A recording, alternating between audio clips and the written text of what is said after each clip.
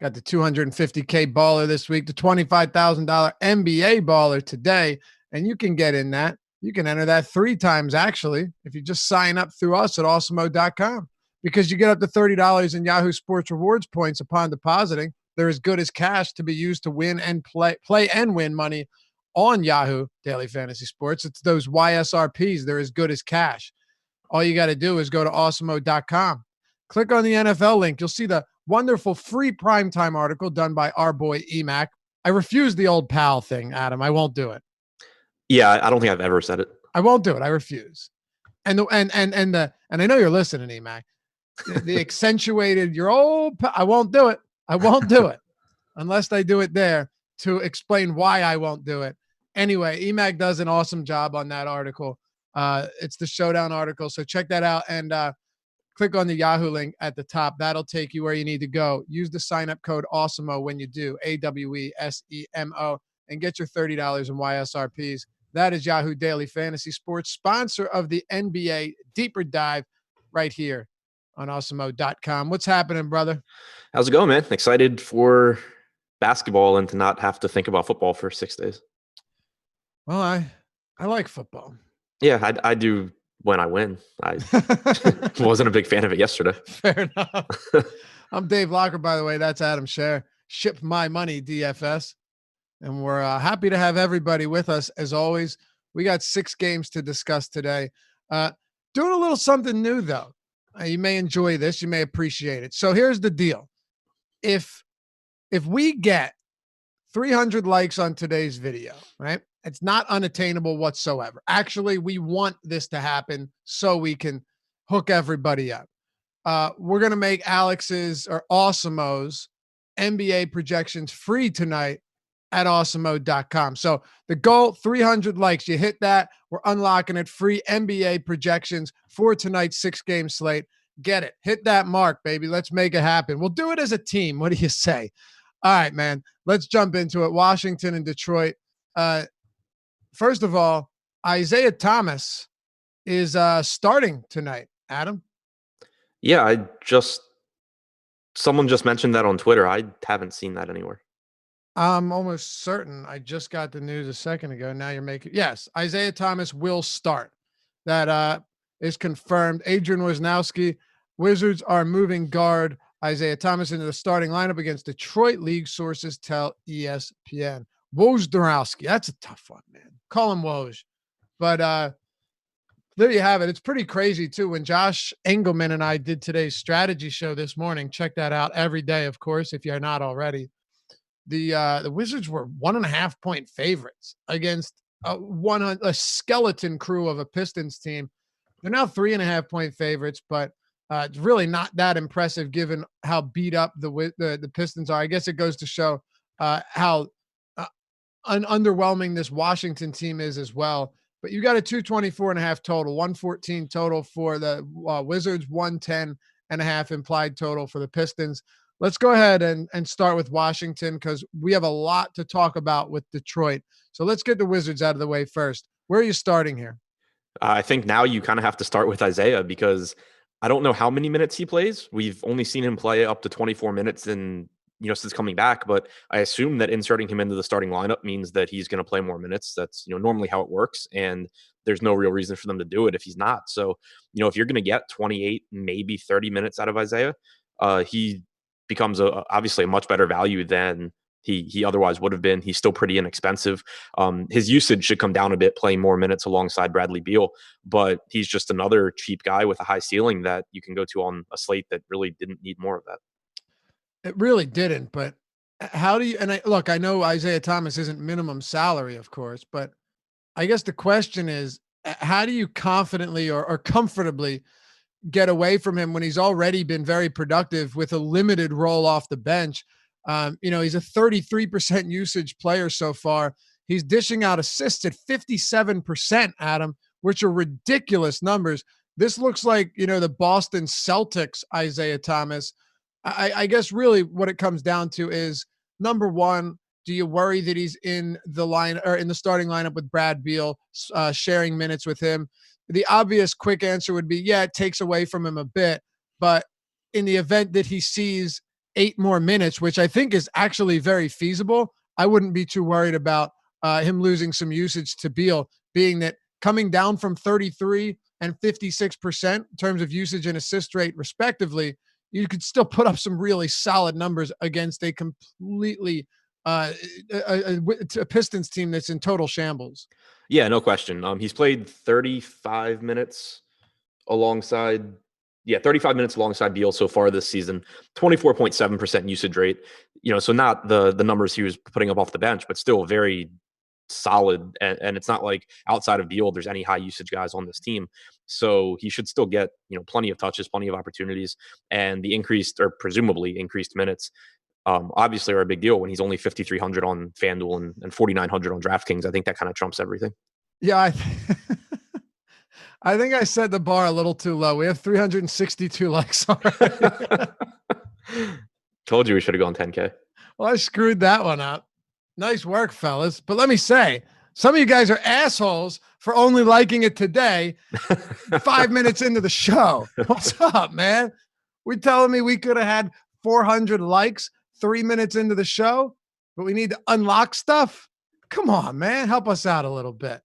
Anyway, I'm with you. I think it's a really favorable spot. The biggest thing is, like, how much value do we need? Do you think he's going to be popular, being that he's not one of these Min Sal guys? Like, he is, $4,900 on DraftKings, which I think is still a huge discount. $5,300 on FanDuel, and then our sponsor Yahoo, Isiah Thomas, is coming in at minimum salary. Yeah, I still think he'll be popular. He won't be like the highest owned player or even close to it, because there's just so many just absolutely egregiously priced players, especially on DraftKings. FanDuel, I think he'll get a lot of ownership just because there's, there's less roster flexibility. You have to roster 2-point guards, and he's really cheap. So I think he'll be popular, but not to the point where, I think that I end up coming in underweight.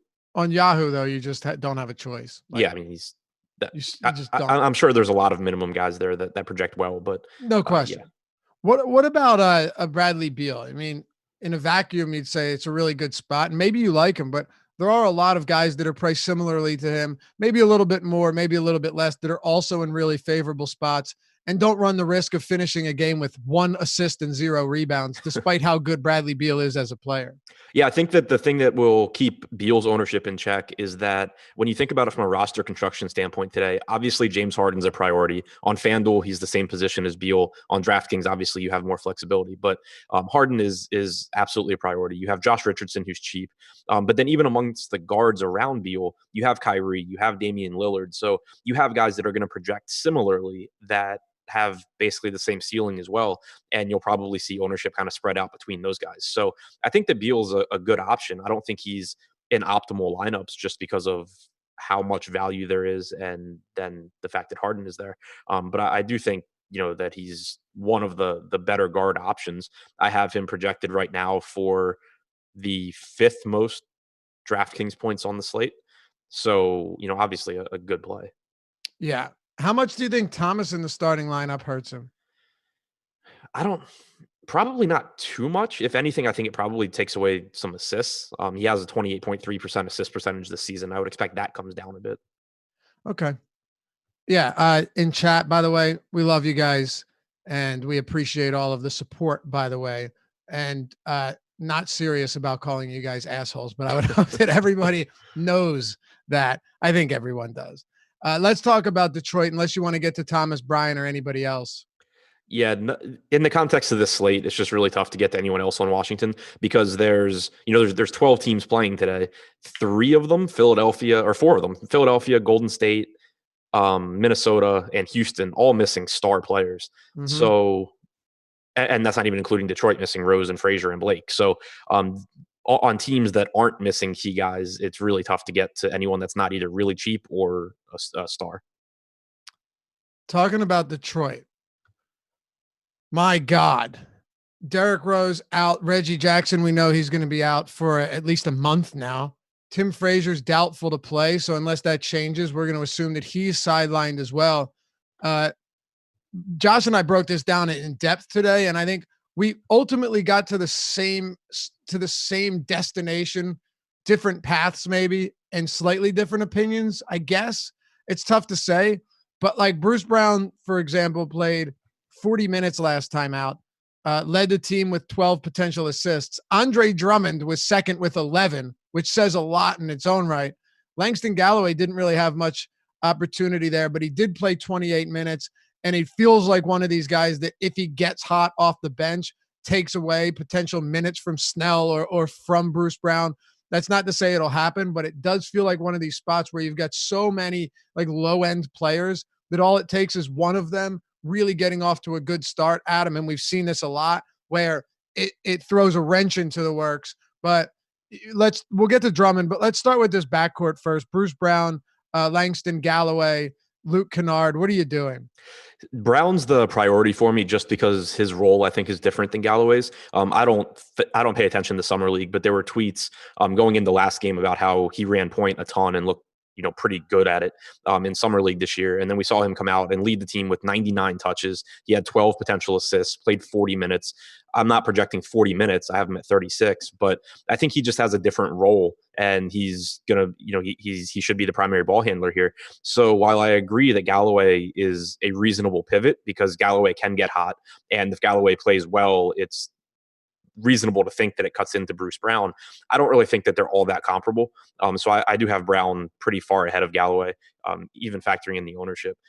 Galloway, though, is really cheap. So if you're making a single lineup and that's a stand that you want to take, it's at least defensible. I just think I'll end up with a lot more Brown than Galloway. I will too. I guess I'm just saying I wouldn't be totally surprised if somebody like Galloway ends up, getting off to a good start and stealing minutes away.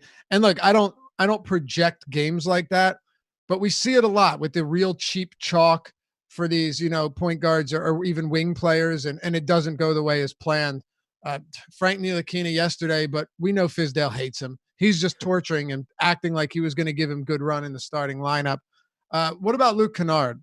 Yeah, I think he's another good play. He's obviously at a different price point than the Bruce Brown and Langston Galloway guys, but he's still underpriced here. You should see 34 to 36 minutes probably from Kennard. He handles the ball quite a bit as well. He was subbing in for Bruce Brown in the game against Brooklyn, and he also contributes scoring. It's not a good Washington defense. He should get plenty of open looks. So not quite the point per dollar value that Brown is, but still a really good value play on this slate. I think that he's comparable as far as projection goes to Isiah Thomas for me. If one of them is projected for a lot more ownership than the other, I would probably just favor whichever one's lower owned. Brandon Johnson says, if we get 600 likes, can we bring back Green Adam? That's awesome. Comment of the day so far. See if you can beat that one.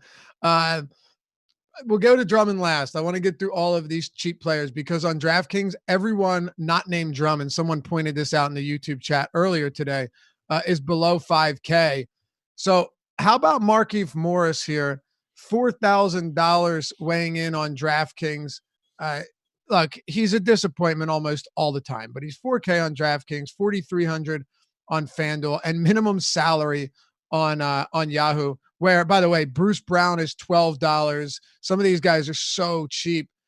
Does Markieff Morris, is he a standout player for you, seeing 32 plus minutes in 3 straight games and not really producing big totals, but at least seeing the opportunity with the minutes and, with 12 plus field goal attempts as well in each of his last 3? Yeah, I think he's one of the better point per dollar forward values.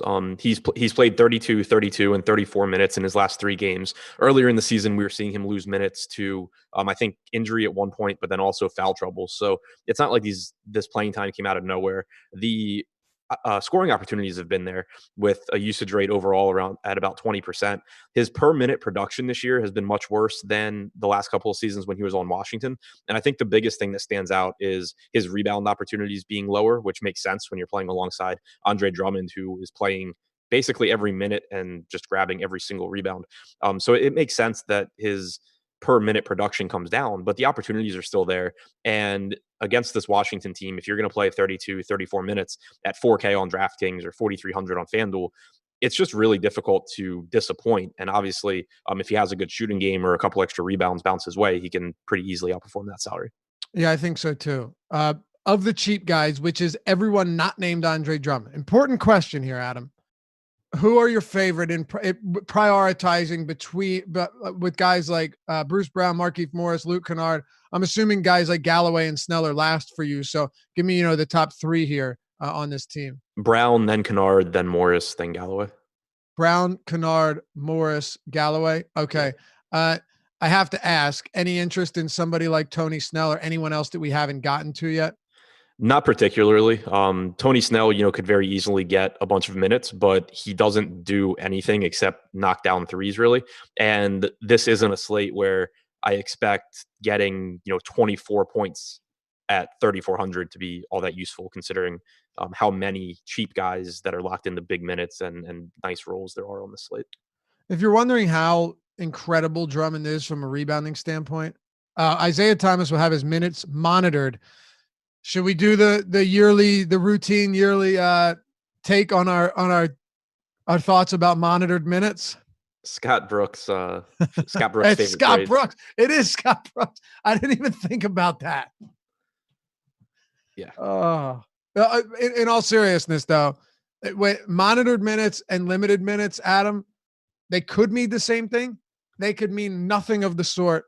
We've seen many times where Scott Brooks says, I will monitor his minutes.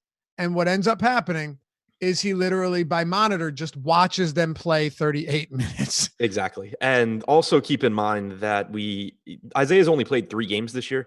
And in the second game, before the game, they said that he's on a 20 minutes limit. That's all he can really handle. And then he played 24 and a half minutes. So right.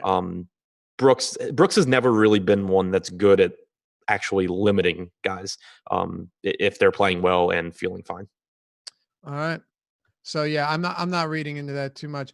Andre Drummond's averaging 28 rebound chances per game. I mean, ridiculous. Just downright ridiculous. And you pretty much just keep playing him. So let's close out the Pistons with this question. Andre Drummond against Washington. There are the likes of Antetokounmpo, James Harden, Townsend, Embiid suspended, Westbrook's out, Kyrie Irving, Beal, Lillard, D'Angelo Russell is out. What are you doing with Andre Drummond? Where do you have him in terms of your top tier players today? Playing a ton of him. I have him projected to be the 3rd highest scorer on the slate, and that was actually with me cheating a little bit to get Giannis projected a little bit higher just so it didn't mess up my crunches. It's a really good spot against Washington, not a good rebounding team. And Drummond just does everything right now. He has, without Rose on the floor this year, he has a 28% usage rate, 29.1% rebounding percentage, 13.3% assist percentage. He had 11 potential assists last game against Brooklyn without Rose or Frazier out there. Was handling the ball, just doing everything. Also, is playing well defensively this year and if you needed another reason to like Drummond, having a midget starting at point guard and attacking the basket for Washington just gives him more block upside as well. So nothing at all to dislike about Drummond. He's averaging like 38 minutes per game with the exception of the 25-minute game where he was in foul trouble. One of my favorite plays on the slate. And it helps that you don't have the Towns and Embiid, at the top of the center position. You don't even really have a very strong mid-range. You kind of have Valanciunas, Capela, and then value at the position. But we were talking a lot in Slack today about what to do with the center position on FanDuel because you can only roster one guy, and that's where Gorgie Jang is, who is obviously one of the better value plays on the slate.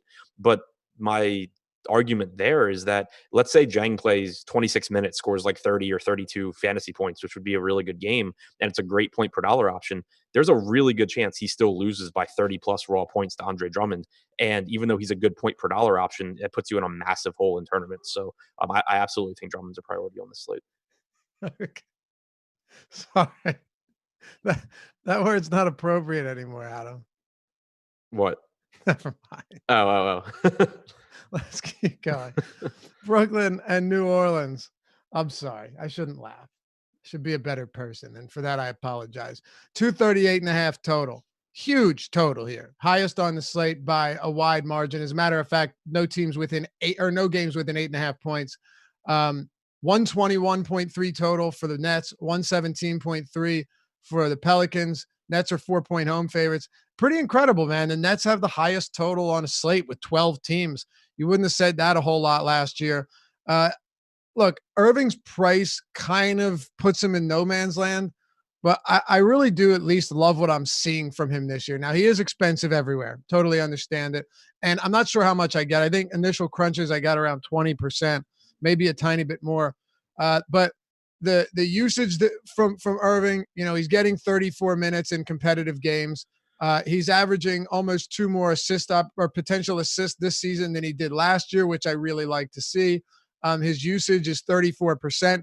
Last year it was 30%, 31 before that, 31, 30, 26. So right now he's on pace to have the highest usage of his career, along with that 41% assist rate. He's even rebounding at a higher rate. I'm not going to act like that's going to stay the way it is because we don't know. But from a usage and assist playmaking standpoint, Irving's been crushing it this year.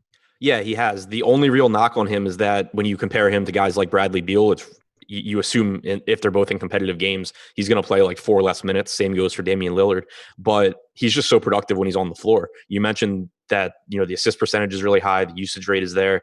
He's got a fast-paced Pelicans team that has been the third least efficient defense in the league, despite having, quality individual defenders in the backcourt in Drew and Lonzo. It really hasn't made a difference from a, team defensive standpoint. And there should be so many possessions in this game that I don't really think that matters a whole lot. So now that I've adjusted Bradley Beal's assist percentage down slightly to account for Isiah Thomas, I do have Kyrie projected a little bit higher than Beal, but he's still in that category with Beal and Dame, where I think they are all three just great guard options today. Okay. How would you rank the three? Really, really, really similar.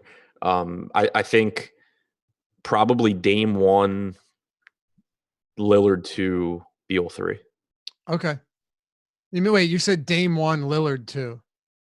Yeah. Dame 1. It doesn't work. I really like Lillard. Dame 1, Dame 1, Kyrie 2, Beal 3. Okay. I have Kyrie 1, Dame 2, Beal 3, but not too far off. What about the rest of this Brooklyn team? You've got some interesting names here. Torian Prince has looked pretty solid. I've always been of the belief that he's better than his numbers have indicated, and he continued to prove me wrong over the past couple of years. But I still believe in you, Torian, and I think he has some upside for decent games, but also not a very high ceiling, being that he relies a lot on 3-point shooting and his rebounding is sporadic or erratic. But him and guys like Karis LeVert, and we could talk about Jared Allen here, but what about mostly these forwards and the wings like LeVert and Torian Prince? What are you doing with them today?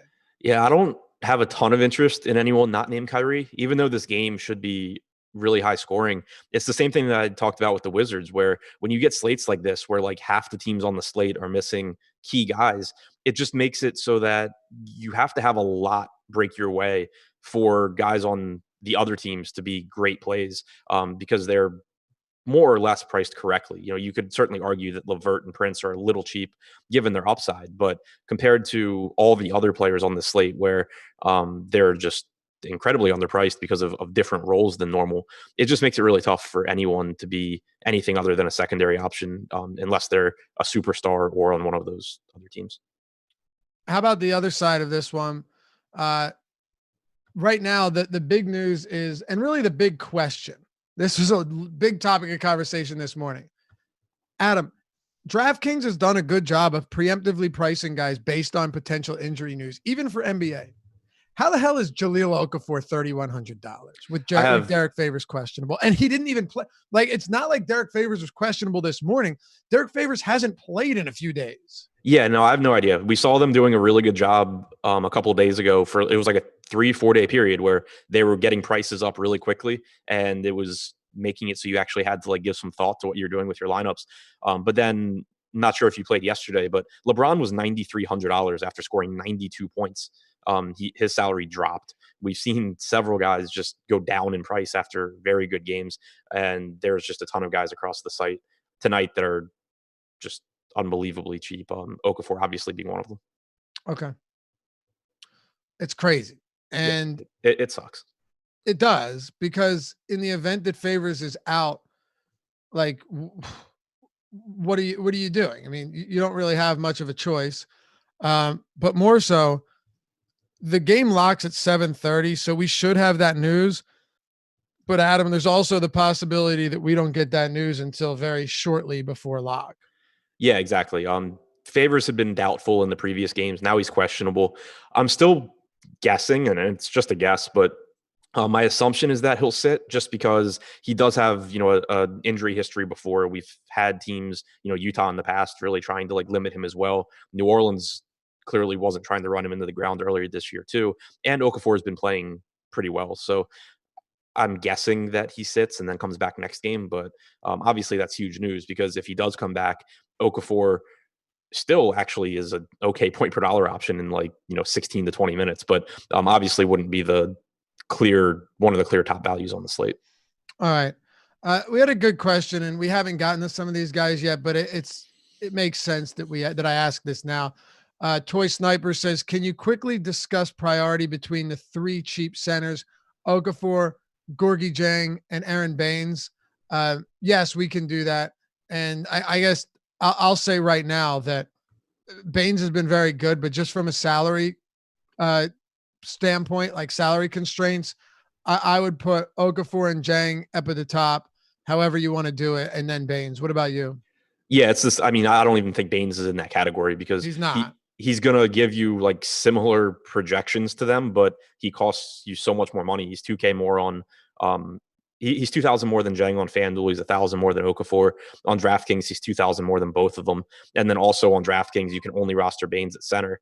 You can only roster Okafor at center, but you can roster Jang at power forward. He may have meant Yahoo too, because Baines is 14, Okafor is 13, and Gorgie Jang is 12. Okay, yeah. So I mean, there it's obviously comparable. I still think that I would have Baines just behind them because I have them projected a little bit better, but there it's at least comparable, and you can at least take ownership into consideration between them. On DraftKings and FanDuel, it's not even a conversation. Yeah, tough spot for Baines, even if Embiid's out. Horford's a pretty decent substitute at the 5. So we haven't really gotten to the Pelicans yet because we spent most of it on Okafor. What are your thoughts on the rest of this Pels team? Because I think it's kind of hard to get to outside of this center position if Favors is out. Yeah, outside of Okafor, Favors is out. It's really tough because, for one, New Orleans' rotation is really difficult to predict. You're seeing Melly play minutes at the 4, and then you're seeing him not start the second half last game. And Kenrich Williams, who was suddenly out of the rotation, comes in and starts the half. Josh Hart also started with Brandon Ingram sideline, but Ingram's supposed to play. But we've just seen so many different rotations and so many guys that are still part of rotations off the bench for the Pels that it's really tough to be confident in minutes projections for this team. And you're not getting tons of value on guys like Ingram or Drew or Lonzo. They're pretty much correctly priced. So outside of Okafor, Favor sits, there's no priorities here for me. Okay. Me neither. It would be Okafor and he'd be a huge priority, but that's pretty much it. How about Minnesota and Milwaukee? 229 total in this one. One of the higher totals. If there's 3 of 229 or above, so we got a few projected to be very high scoring games. The Bucks are 7-point favorites on the road. 118 total, 111 total for Dallas. By the way, you guys are awesome. We just eclipsed 600 likes halfway through the show. Much love. And we'll let you know. I'm paying close attention to this injury news. There's a lot pending, so anything that rolls around, we're gonna hit on it. And then the live before lock crew will come up after us, and they'll let you know anything that's missed. Today we got Josh and Spags that are taking you up till 7. But with Minnesota, Adam, 7-point dogs at home. No Karl Anthony Towns. I read these numbers earlier today, and I think they might be surprising to some people.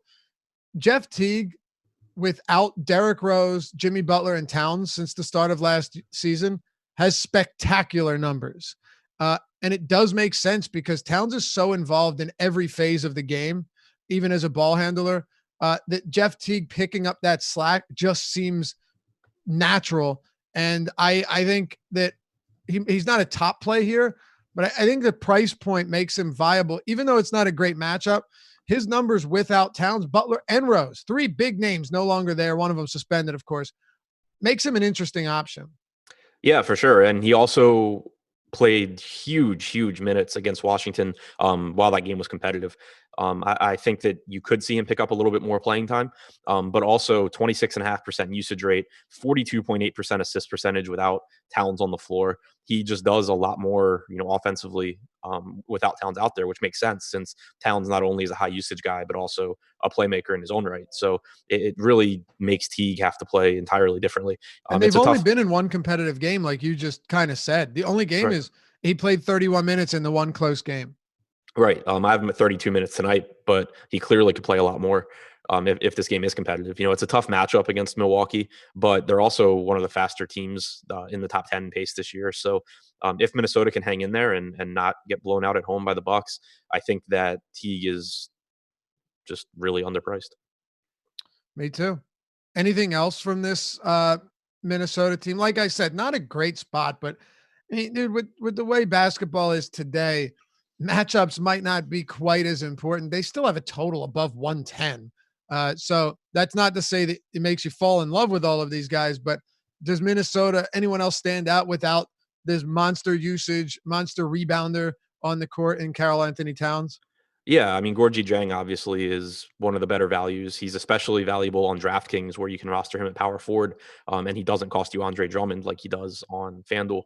He got the start last game, played a total of 23.6 minutes, subbed out with 5 minutes and 19 seconds to go in the fourth quarter, up by like 30 points. So potentially could have played a little bit more. I have him projected for 26 minutes tonight.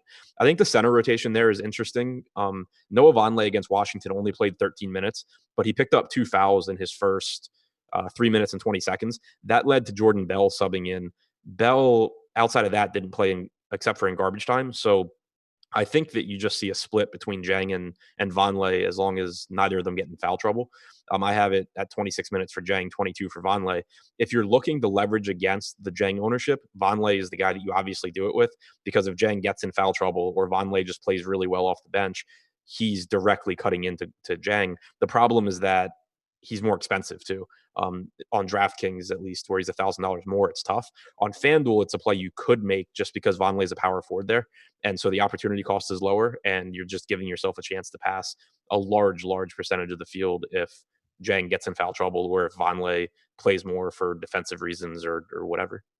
Jang played around 15 minutes in the first half, and then he had the same first quarter rotation in the third quarter. And then when he returned at the same point in the fourth quarter that he returned in the second, he only played 3.5 minutes because the Timberwolves were up by 34 points. With that said, he was on pace for 30 minutes. How many minutes are you projecting for Gorgie Jang, assuming he doesn't get in foul trouble tonight? I have him at 26. He could play more. It's just I have him at 28. Josh had him at 22, so I guess we're all over the place. But yeah, I think the reason I have 26 is that Vonleh is very capable of playing well, and he was in foul trouble, like I said, in the first half of that last game. So I think that there's a pretty high percentage of the time where Vonleh steals enough minutes that you get Jang back to like 24, 26. And the big point is whether it's 25 or 27 or 28, he's still going to show up as a top play across the board. Yeah, I mean, with the rates that I have in for Gorgie Jang, if I cut him to 20 minutes, he's still a good value. So it's not super important if he's at 26 or 28. How about the Milwaukee side? Giannis Antetokounmpo. I think we had somebody ask this in YouTube chat. And yeah, I read your guys' comments. I try and hit on the stuff that looks important and laugh at the good comments as well. But in terms of ownership right now, I think the question was, can we talk about the difference in ownership between Giannis Antetokounmpo and James Harden? Well, right now it's pretty far off. We've got Harden on DraftKings at 43%, seems low, and Giannis at 23%. Are you finding ways to get Giannis and Harden into the same lineup? Yeah, I don't think it's that difficult. At all, right? It's really not. The bigger question is, and I think the bigger question is Giannis or Drummond, because to me, Harden is not even in that conversation. For sure. It's not even a debate. Yeah. Right. But between, Giannis and Drummond, you have a little bit higher projected ownership right now going to Drummond, 28.6% on DraftKings, 23% for Giannis. I have them projected very, very similarly. Drummond, I expect to play more minutes. Giannis obviously loses minutes, has lost minutes to foul trouble and blowouts this year. But in competitive games, we've seen 35, 36 minutes. And he's, a 1.7 fantasy point per minute guy, does everything on the floor. So it's really not difficult to get 2 of those 3 in lineups. Yeah, I don't think it is either. Do you like Giannis over Drummond? You just kind of talked about it, but if you had to make that decision, where are you at? I prefer Drummond by a little bit because he's still much less expensive than Giannis is. All right.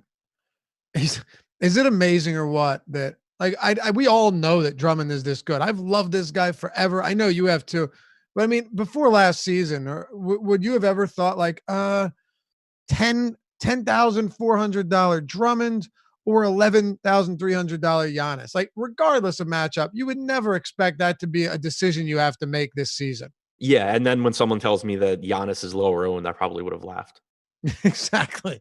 Right? Drummond right now projected for quite a bit of ownership. What about the rest of Milwaukee? I didn't get much of this team. Some Giannis, but outside of that, maybe just trace amounts of Middleton. I don't really have much here. Maybe you have something different. Nope. Same thing as we talked about with teams like Brooklyn and New Orleans. Someone asked me specifically about Bledsoe earlier, and Bledsoe is someone that I've been rostering a lot lately because I think sooner than later, you're going to get that game where Bledsoe plays like 32 minutes and has a really good game. We haven't gotten it yet this year, and he's consistently like 1% owned. The issue on this slate is that not only do you need Bledsoe to have that game where he gets the extra minutes and is really productive, but then you also need, Jeff Teague to not do well. And you need just so many other guys to have poor performances in addition to Bledsoe having his first really big game that you're just kind of asking for a lot to go your way. Okay. Anything else from this game? Nope. How about Memphis and Houston? Oh, I forgot. Deeper Dive, all one word, is the sign-up code to get 50% off your first month of Awesemo Plus subscription. Deeper Dive, one word. Get the ownership projections, player projections, the top stacks tool, the boom or bust tool, premium Slack chat, talking sports, DFS all day and night, and so much more. All the premium articles from Adam, myself, and everyone else who labors over this stuff every day to really put out the best content that we can. I think we put a lot of great stuff on YouTube, but some of the stuff that we have at Awesemo is incredible. Particularly the tools developed and used every day by Alex Awesemo, aka the #1 DFS player in the world. So if you go to awesemo.com/join, you can even take a quick survey, a 1-question survey that'll help, cater the subscription to you. So you're not paying too much or too little. So you're not getting too much or too little. And that was kind of Alex's vision before starting all of this. So go to awesemo.com/join. You can see everything before purchasing. And we even have a $3.95 per week express pass for you. So just for any of you looking to just, dip your feet in, $3.95 a week. So got something for everyone. Use the sign up code Deeper Dive, all one word. Get 50% off your first month at awesemo.com. Memphis and Houston, Adam, we got 3 to go here. We got through 2 of the games that really took the most time, and for good reason. But Memphis and Houston, second highest total, 230 points, 117.8 total for the Rockets, 112.3 for Memphis, 5.5 point dogs at home. No Russell Westbrook today. Very disappointing performance from Westy yesterday. Easily his worst of the season, and it's not even remotely close. Literally half the production. Probably 40% the production of his worst game. No, I'm sorry, half. He had a 50 before that. That was his worst game. James Harden, meanwhile, also had a miserable game. They were down by 32 points after the first quarter, man. It's insane. Let's start with the Rockets on the road. You can tell everybody the obvious why James Harden is clearly the top cash game play of the night. And tournament play. So we see this happen, every year. It used to be Chris Paul being out. Now it's Westbrook. Harden obviously is going to be the highest or one of the highest owned players on the slate, but that doesn't mean that he's over owned or that he's a good fade because he's popular. The guy just has all the usage, does everything when Paul or now Westbrook's not on the floor. Since last season, he's played 1,839 minutes without Paul or Russell Westbrook on the floor. He has a 44.8% usage percentage. He has a 48.1% assist percentage. and the guy is averaging like 37 minutes a game. Memphis is third in the league in pace. They are in the bottom 10 in defensive efficiency. There's absolutely no reason not to be rostering James Harden unless his ownership gets up to like 70 or 80% or something like that. And that probably won't be the case. So regardless of format, number one play on the slate. Okay. Not opposed to anything you just said, and I don't see any reason really why you would be. Nariki says no Ilyasova consideration. DraftKings in Milwaukee. What? Adam, I won't speak for you, but there is so much value on this slate already. Yeah, I don't know why, unless like Giannis is out. I don't know why Ilyasova would be. Yeah. I mean, some nights that 20 fantasy points is pretty solid. It's not going to cut it tonight. With guys like Eric Gordon, he hasn't played many minutes without Westbrook this season, but in the minutes that he has, he's averaging 0.5 fantasy points per minute. I mean, it's just been a dreadful campaign thus far for Eric Gordon.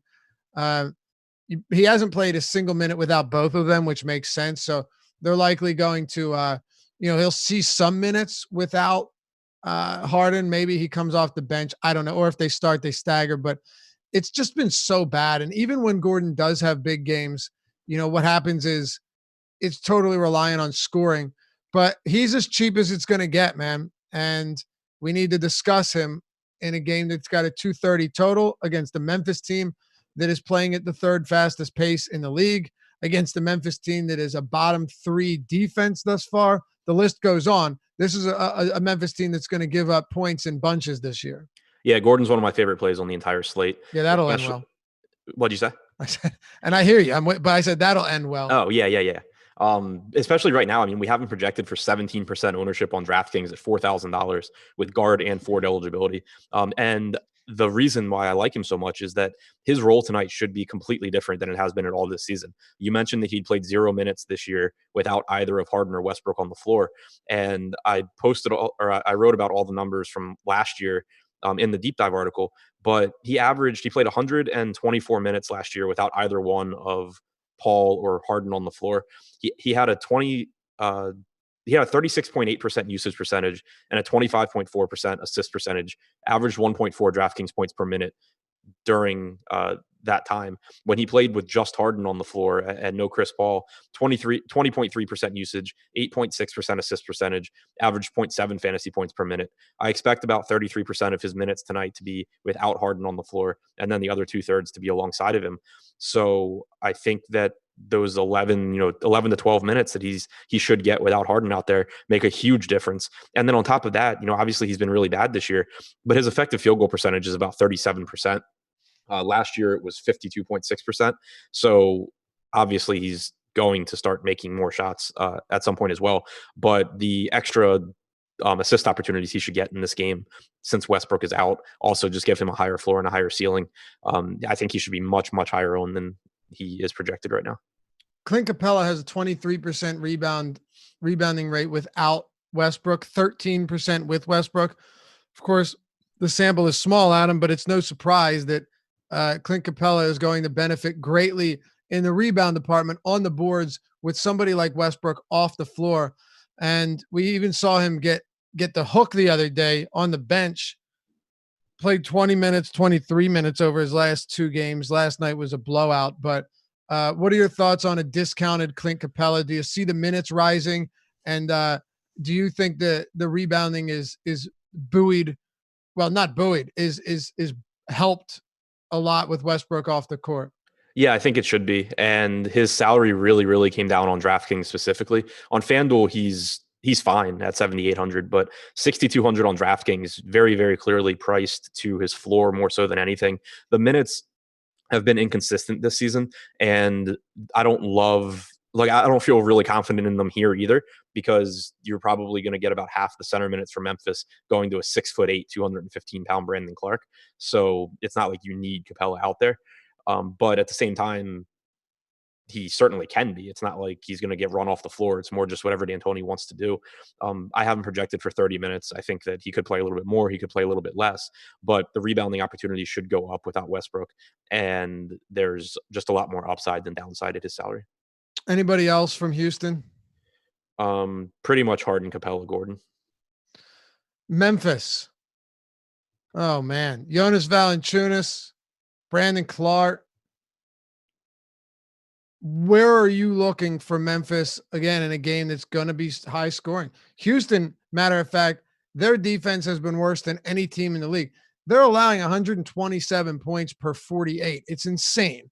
They're playing at the league's fastest pace, 109 possessions per 48. They have a 116.2 defensive rating. Sorry, that's worse than or better than only the Golden State Warriors. Just absolutely dreadful defensively. Now they're playing on their second of a back-to-back without Westbrook. There is some interest here for Memphis. Yeah, definitely. And for what it's worth, I think Houston should play a little bit slower without Westbrook, but not enough where it's really changing a whole lot.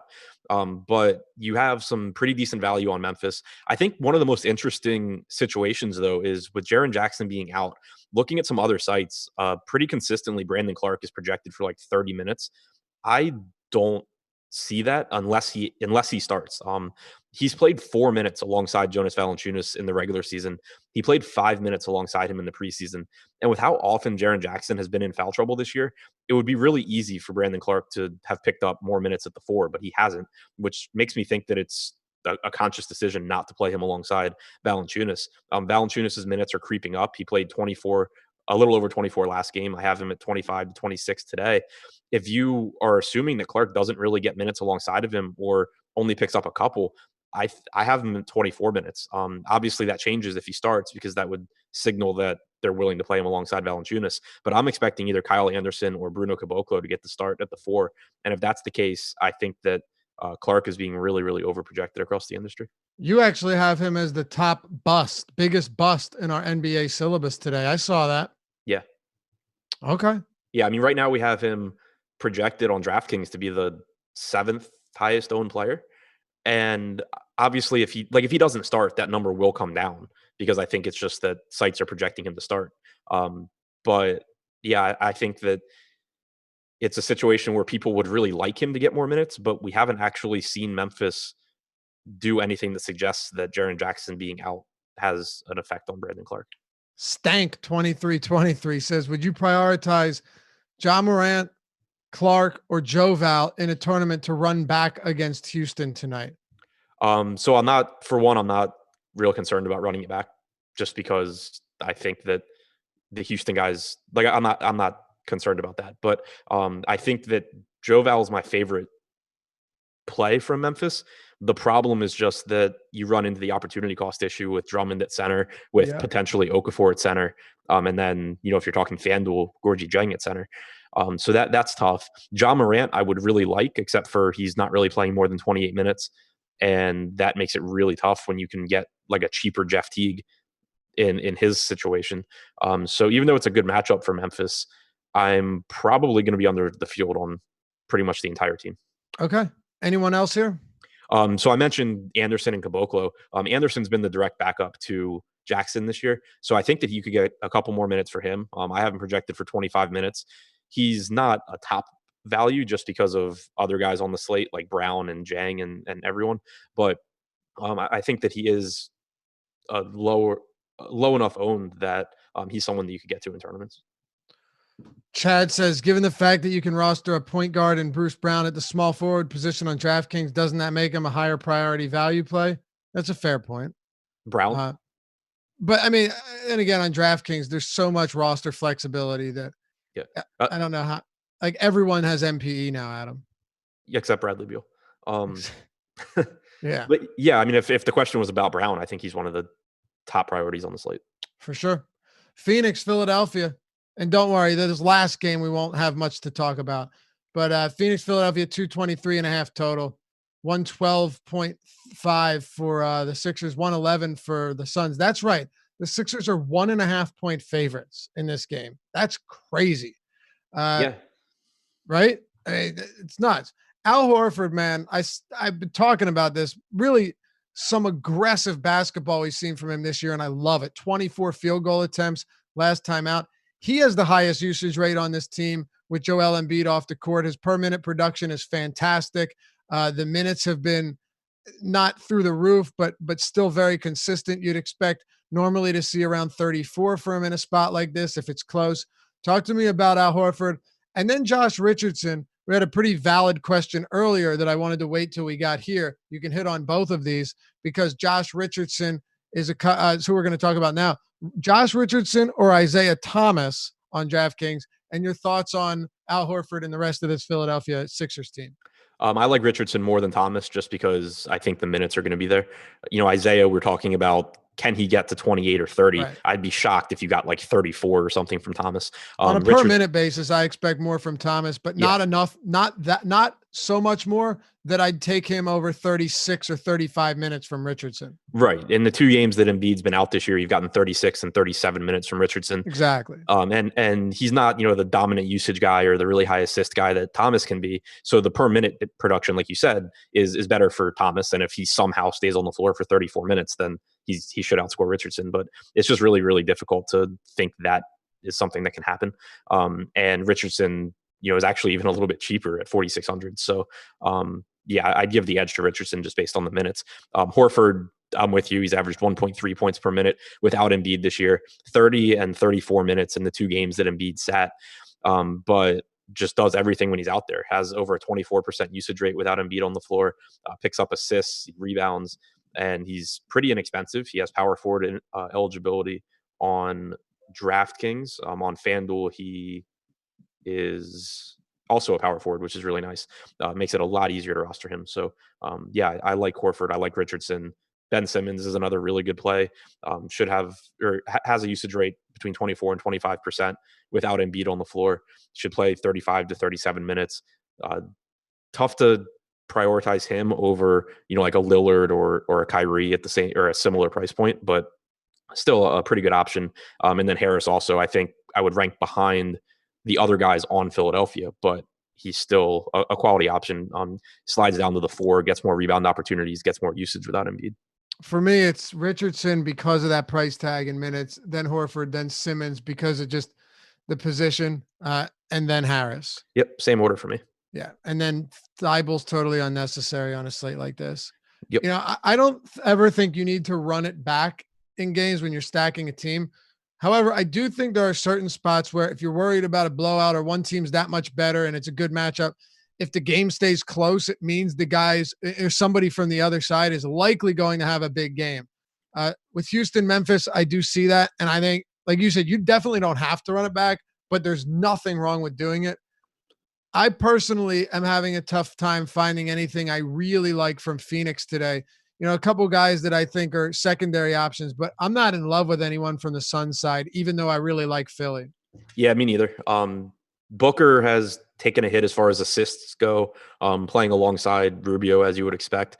Usage has been down a little bit from last year too for Booker, and he can obviously crush his price point. He's pretty cheap, but there's just a lot of guys that I like more at the guard positions, and then it kind of just goes downhill from there. Rubio's not really underpriced. Oubre's correctly priced. Baines is at a position that is just really difficult to get to him. I don't really have anything from Phoenix. Tyler Reed says Jared Allen or DeAndre Jordan tonight. I'm not really high on either of them. Maybe you have an answer. I don't even know who's starting. They've kind of been going back and forth with that. Jordan played 30 minutes last start. Right now I have him at 26, Allen at 22. It's a play I could see getting. I could see getting to either starter as like a secondary option, but you just really don't need it at center today. So your answer is whoever starts? Whoever starts is like a mediocre play, I think. Okay. Yeah, I have trouble trusting Kenny Atkinson. We don't have much time. Anything else on Phoenix? No. Golden State and Portland. Here you go. The Golden State Warriors, 219.5 over under for this game. They are 11-point home dogs. Oh my God.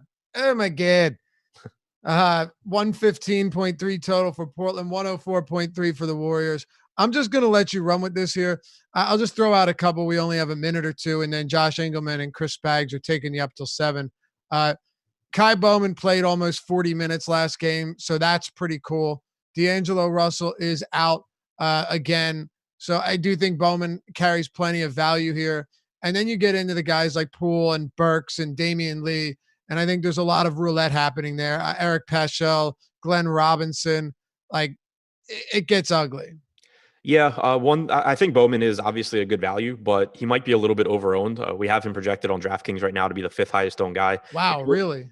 it's worth noting that Jordan Poole was in foul trouble in that game, and you saw Bowman sub in for him a couple of times. So I think Bowman, probably plays like 34, 36 minutes as opposed to 39, and Poole probably plays a little bit more than 30. So like 6% own Poole versus almost 30% own Bowman. I think that Poole makes for an interesting pivot in tournaments, but both of them are perfectly fine values. Damian Lee played 27 minutes off the bench in that game. Glenn Robinson played 36 minutes.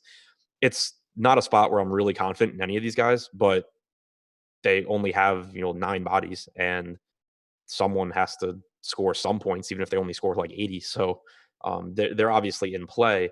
I just think that Bowman may be a little bit overowned because of his last game. Is there anyone you like from the Warriors? Bowman, Poole. Okay. Just could see him a bit overowned, but you still like him, is what you're saying. Yeah. I still think he's a good value. It's just that I just want to clarify. With all the other value on the slate, I don't think he's like the best value. Right. You might have someone. You said you didn't like Bowman. No, you said you don't like him as much as everyone else did, but that doesn't mean you're not interested. Portland, what do you have here? Close it out for us. And by the way, you guys, we are up to 746 likes. Phenomenal, man. We appreciate you guys. I don't even have to say, hey, if you like the show, hit us with a thumbs up. It helps us to keep doing this for free at YouTube. It's true.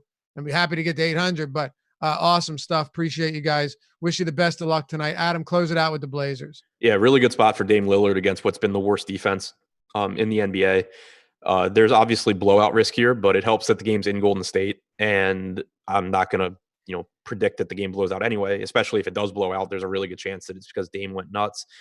He's pretty cheap. I like him a lot. I think McCollum and Whiteside are kind of interesting upside plays. Neither one is even close to a priority. Whiteside has been playing like 26 minutes a night. It's just that he could grab 20 rebounds in those 26 minutes when you have a bad rebounding Golden State team that also can't shoot. But it's still going to be tough to get there just because of how many good center options there are. All right. Top play and top value play. Oh, sorry. Harden, after Harden, who's your top play and who's your top value play? We'll get out of here. Yeah. Andre Drummond, and then Okafor if he's in for top value. If he's out, Bruce Brown. Yeah, that's the same thing with me. I do think Gorgie Jane gets the minutes though, and yeah, I'm pretty high on him, but isn't everybody? That's also right. Eric Gordon. I forgot. I think Brown's the better value because he's $800 less, but Eric Gordon is one of my favorite value plays. I'll leave you with this. Dequan XXX says, happy chalk day. You aren't lying, fella. Yeah. The good thing is there's so many chalk plays. Exactly. Right. No, you're right. All right. Josh Spags taking you up to lock. Sorry, boys, couple minutes late here, but I know you're understanding. Appreciate you guys tuning in. Good luck tonight. We'll see you back here on tomorrow's Deeper Dive presented by Yahoo Daily Fantasy Sports.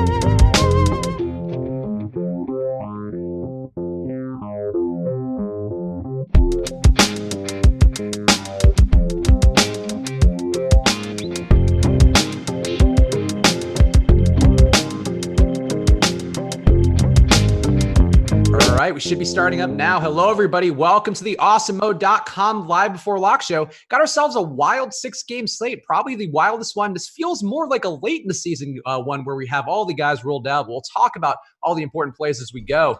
I'm Chris Spags, joined as always by my pal, my Monday buddy, the Chubster Josh Engelman. How are you doing, Josh?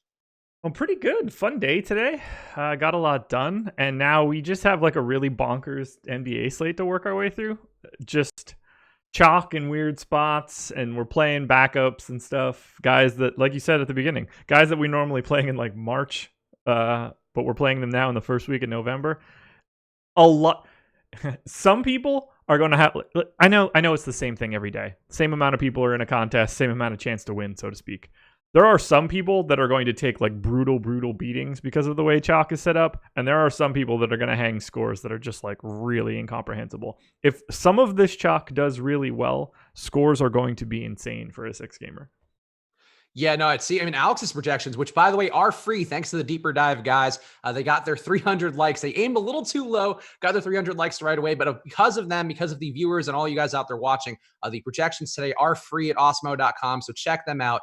Also, a special deal here, guys. If we get to 1,500 likes, not only are the projections free, we will come to your home and blow in your ears while you're making your lineups to encourage you to make the best lineups you can. So hit that like button right now. I don't know what else we can offer, Josh. I feel like we've already given away the house today. Yeah, we'll cover it by different areas. So Tom and Alex can handle the greater Chicago area.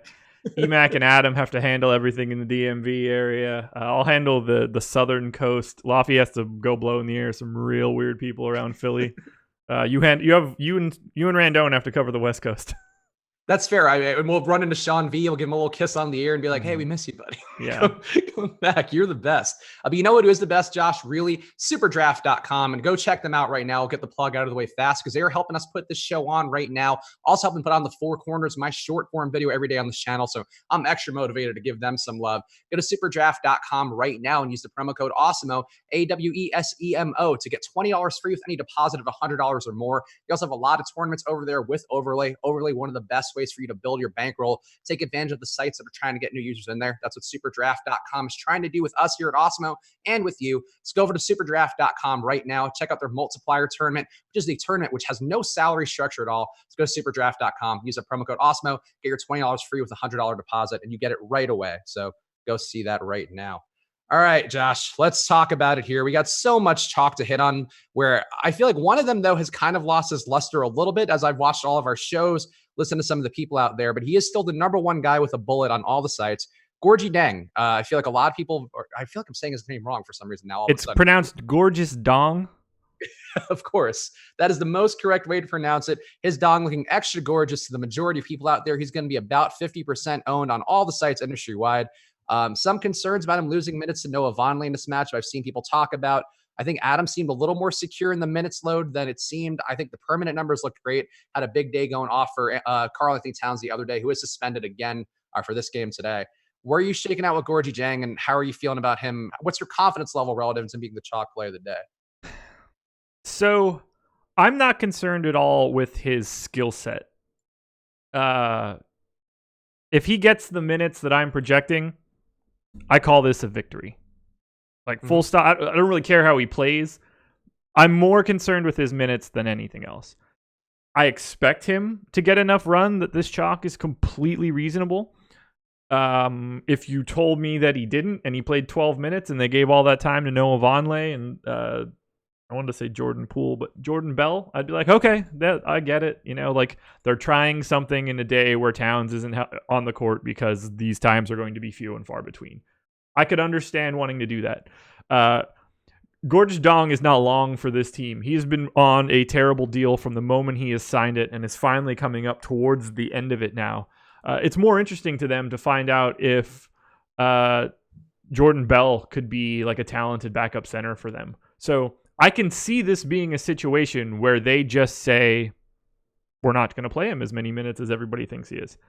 I'm not going that direction. I'm treating it like I think he's going to get up those minutes, and I completely agree with the chalk, but I see where the path is for it to be problematic. Yeah, I mean, certainly there are some ways for it to go south. And again, just the game style with Milwaukee, the way they spread out the floor, you can definitely see Gorgie Dang get lost in the whole scheme there and kind of lose his way off, lose minutes to Noah Vonleh or Jordan Bell, like you mentioned. Vonleh in particular is a guy who can stretch the floor, can shoot that three. Gorgie can shoot it a little bit, but I don't think that's what they want him to be doing. So I think there's a bit of risk to it. I'm still a little bit under the field. I ended up a little bit more under than I thought I would. I was kind of pretty close to lock buttoning him. On a permanent basis, I really do get it. And I think the dual position eligibility on DraftKings is a lot more appealing than FanDuel, where sure you're playing a little bit more today. Yeah. Like the opportunity cost for him there seems pretty scary, but on DraftKings, I think it's still worth having close to the field. The interesting thing on FanDuel, I'm pretty low on Clint Capela tonight. So if you're not taking Andre Drummond, I'm not really upset that I don't get the Clint Capela, Thomas Bryant, or Whiteside. And then after that, you're already at like Aaron Baines. So I don't think it's as extreme as it seems at center. It's basically just Drummond or not. And if you're playing 150 lineups, it totally doesn't matter. Deng just opens up more shares of Giannis, makes that piece easier. As much James Harden as you would like, as much Bradley Beal as you would like, any of the 3-point guards at the top, Dame, Kyrie, Ben Simmons, you just have infinite money after that. So I'm going to have an absolute ton of Andre Drummond. I'm going to have an absolute ton of Gorgui Dieng. That's basically it. I expect to have essentially 3 centers: Drummond, Valanciunas, Gorgeous Dong. Okay, no, that seems fair, and I think that on FanDuel in particular, the center plays seem pretty forward for me. On DK, I am about as lock on Drummond as you can be. I just don't see how he doesn't get there. I had some concerns about Blake Griffin maybe being in there. He got ruled out early. I just don't see how Drummond doesn't have a great day or playing in a pace-up spot against Washington, team who does not rebound terribly well. And Drummond was even more involved. I mean, he had almost 75 fantasy points in that last start in which they had no point guards out there, no lead ball handlers. And we'll talk about one guy who is probably playing the lead ball handler again. But yeah, like I think it's hard to not have Drummond and Harden. I think, and just take that as your base and then fill in with the value. Yeah, I love Drummond on DK. Only guy I have him behind of all of like the potential pay up options is Harden, which I don't think is completely unreasonable. I love paying 10-4 is just a no brainer. Yeah, I mean, look, I think in the way he's rebounded, he has a 30% rebound rate on the year. He's grabbing pretty much everything that's in his vicinity. Also been assisting better, also scoring better. The usage has been up for him. Like everything that he's doing is looking good. So I'm very much on Drummond, and I think that he's one of the better plays. And and I think for FanDuel, I think it is certainly a thing where if people are locking in Gorgui Dieng like they seem to be, you got to be aware of the fact that Drummond has a ceiling that's, a floor that's probably 30 points higher and a ceiling that's like 50. Yeah, for real. Drummond can go, he can hang a 30-30 in this game. Yeah, no, he could definitely have a monster day here, and everything is aligning for him, and he's going to be really highly owned, so keep that in mind. Yeah. Let's talk about some of the other value out there, which people are probably considering to build their lineups. One guy who's gained a lot of heat throughout the course of today, actually Alex on the Game Plan stream, which again is one of the premium features we have at awesemo.com. Alex streaming about every day at, I think 4 p.m. Eastern time, pretty much. 4 p.m. But yeah, so he's doing just a premium stream just for the people who are subscribing. So if you want to get in on that, go to awesemo.com/join and use the promo code LiveBeforeLock for half off your first month. But yeah, like Alex I think he was talking on there. He said that the assist rate for Brown is really encouraging for him. He had, I think, 7 assists in that 40 minutes of time, which is more than Alex expected. I think some more expected assists as well. And the assist involvement was something that he thought would be sustainable compared to a guy like Langston Galloway, who was just kind of a scorer, not going to have that floor that Bruce Brown could have. And Brown played 40 minutes in that game, put up 20 shots. The 20 shots, the 40 minutes seem a little bit hard to recreate, but if he's involved and assisting and they just have nobody else to bring the ball up court, Brown is a guy who was good in Summer League. He's been good in the preseason as well before. So I'm with the field. I'm actually going to be above the field on Bruce Brown, which is not something I expected first thing today. Where are you shaking out with Bruce Brown? I'm going to have him for sure. I understand why he's chalky. Makes perfect sense. Let's see. I just finished off 1,000 lineups. I don't have much on FanDuel at all. Which isn't really surprising to me. There's just so much value elsewhere. But on DK for 3,200, I understand why he's 41%. If you're asking me in a GPP, would I rather have Bruce Brown or Langston Galloway? If Langston Galloway is really 7% owned on DraftKings, then it's probably Langston Galloway. But I have Bruce Brown projected better, and he would grade out individually better for me. The projection that Alex has him on is just so high. And this is the case for a couple of guys too. And again, the projections are free, so go check them out right now. We just got ownership a minute ago. Okay, so I'll pull that too while we talk. But yeah, he's just like Alex has him at a 30 raw point projection at his price point on DK. My projection system, which is still kind of getting fleshed out as the year goes on, not that far off either. So I'm seeing it on both sides, and I think it's hard to avoid him. And again, the reassurance that Alex gave. So with dual position eligibility, he's a small forward and a shooting guard on DK. I like the way that he gives you that flexibility. And again, saving money so you can get to Harden, get to Drummond, get to some of the other guys who are mid-price like Jeff Teague, I think is intriguing. I think Bruce Brown's kind of a necessary evil to take on DK tonight. Yeah, he looks great. I understand it. 45% owned is a lot. Yeah, that's come up too. So that's creeping up, I think, by the hour we do content, and in the DFS space too. I mean, everybody's kind of on the same wavelength with Bruce Brown today, and has slowly started to smarten up to the fact that he did play 40 minutes. Like, he played an assload of minutes. And they have nobody else. Yeah, he's gonna play a ton. He doesn't have a choice.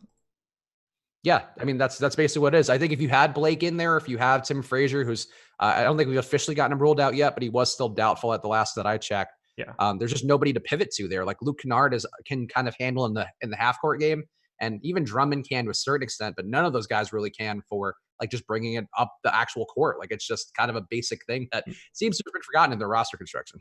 Yeah, and Luke Kennard is already priced where he's supposed to be, or at least a lot closer than a $3,200 price tag for a 34-minute guy. So Kennard doesn't have the same sort of appeal because you're not getting the same sort of additional salary savings. Yep, I agree. And also, it's worth noting too, I mean, for me too, this is the first thing that jumped out where I was like, are my projections okay? And then I did see Alex's go too.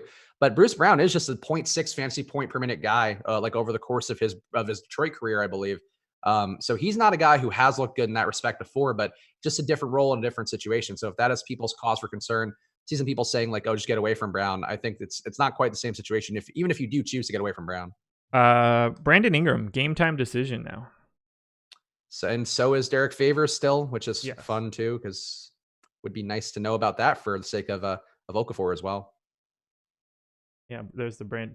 Shout out to El Negro Loco for that tag. Yeah, Brandon Ingram, game time decision. That's, yes. I mean, largely meaningless to me. That game will be locked before I can deal with it, I would imagine. Especially if it's a true game time decision. If he ends up being out, hard not to like Josh Hart. You got to assume that Kenrich Williams gets enough minutes that he could be viable. Maybe this turns into the first game that Drew Holiday plays well. Yeah. Yeah. I don't think it really matters for Lonzo. I don't think it really matters all that much for Redick. I would say that Hart and Kenrich Williams would be the guys that I would care most about. Yeah, I have some Ingram today, and I do think he's a decent play. I mean, like, I think the projections that I have still were reflecting for the time without Drew, and I think he's a much better player without that Drew usage getting soaked up, but still in the spot versus Brooklyn. Brooklyn's defense has not been good, and there should be a bunch of pace as well, the highest combined total on the slate for that game.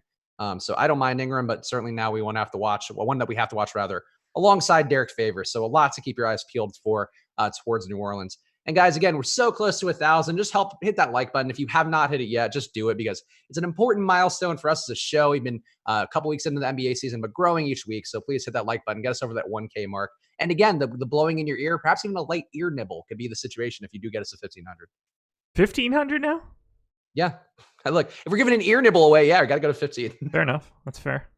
I have standards, Josh. I'm not your common YouTube live stream whore. I have to be earned with more likes than others would have. I can understand. Let's keep talking chalk, because we do have a couple more guys who are soaring up the ownership standings here. Kai Bowman, I guess, would be a guy who I have a good amount of. I just don't see how he doesn't handle the ball quite a bit. Shit My Money on the Deeper Dive mentioned that he did get some extra minutes because of Jordan Poole being in foul trouble. But I also just think Jordan Poole is the same kind of player as Bowman, a guy who does contribute, gets some rebounds, gets some assists, just kind of does the nickel and dime kind of things you want out of your fantasy guys who are super cheap on the slate. I'm with the field on Bowman. I think he's a decent play. I do like the projections on him as well that we have on awesemo.com. So I'm comfortable with him. Where are you shaking out with Kai Bowman? He might end up being in everything that I do today, which is really aggravating. Yeah. I have no, I don't like it at all. I don't trust this team. I hate it more than anything, but he just grades out in like a really staggering way. And the most interesting piece of all of it is that I think that I'm being pessimistic with my projection, and I got him in 96% of everything that I just did. Wow. Okay. That's more than I thought. I'm heavy on him, but I'm not 96. I guess what in particular is jumping out? The fact that he's 4,400 and he's going to play basically every minute he can handle. Yeah. I think that's basically as simple as it is. To me, once D'Angelo Russell got ruled out, all those Warriors got a lot more appealing. If he's in, he's the guy, because he's going to soak up about 35 to 40% of that usage.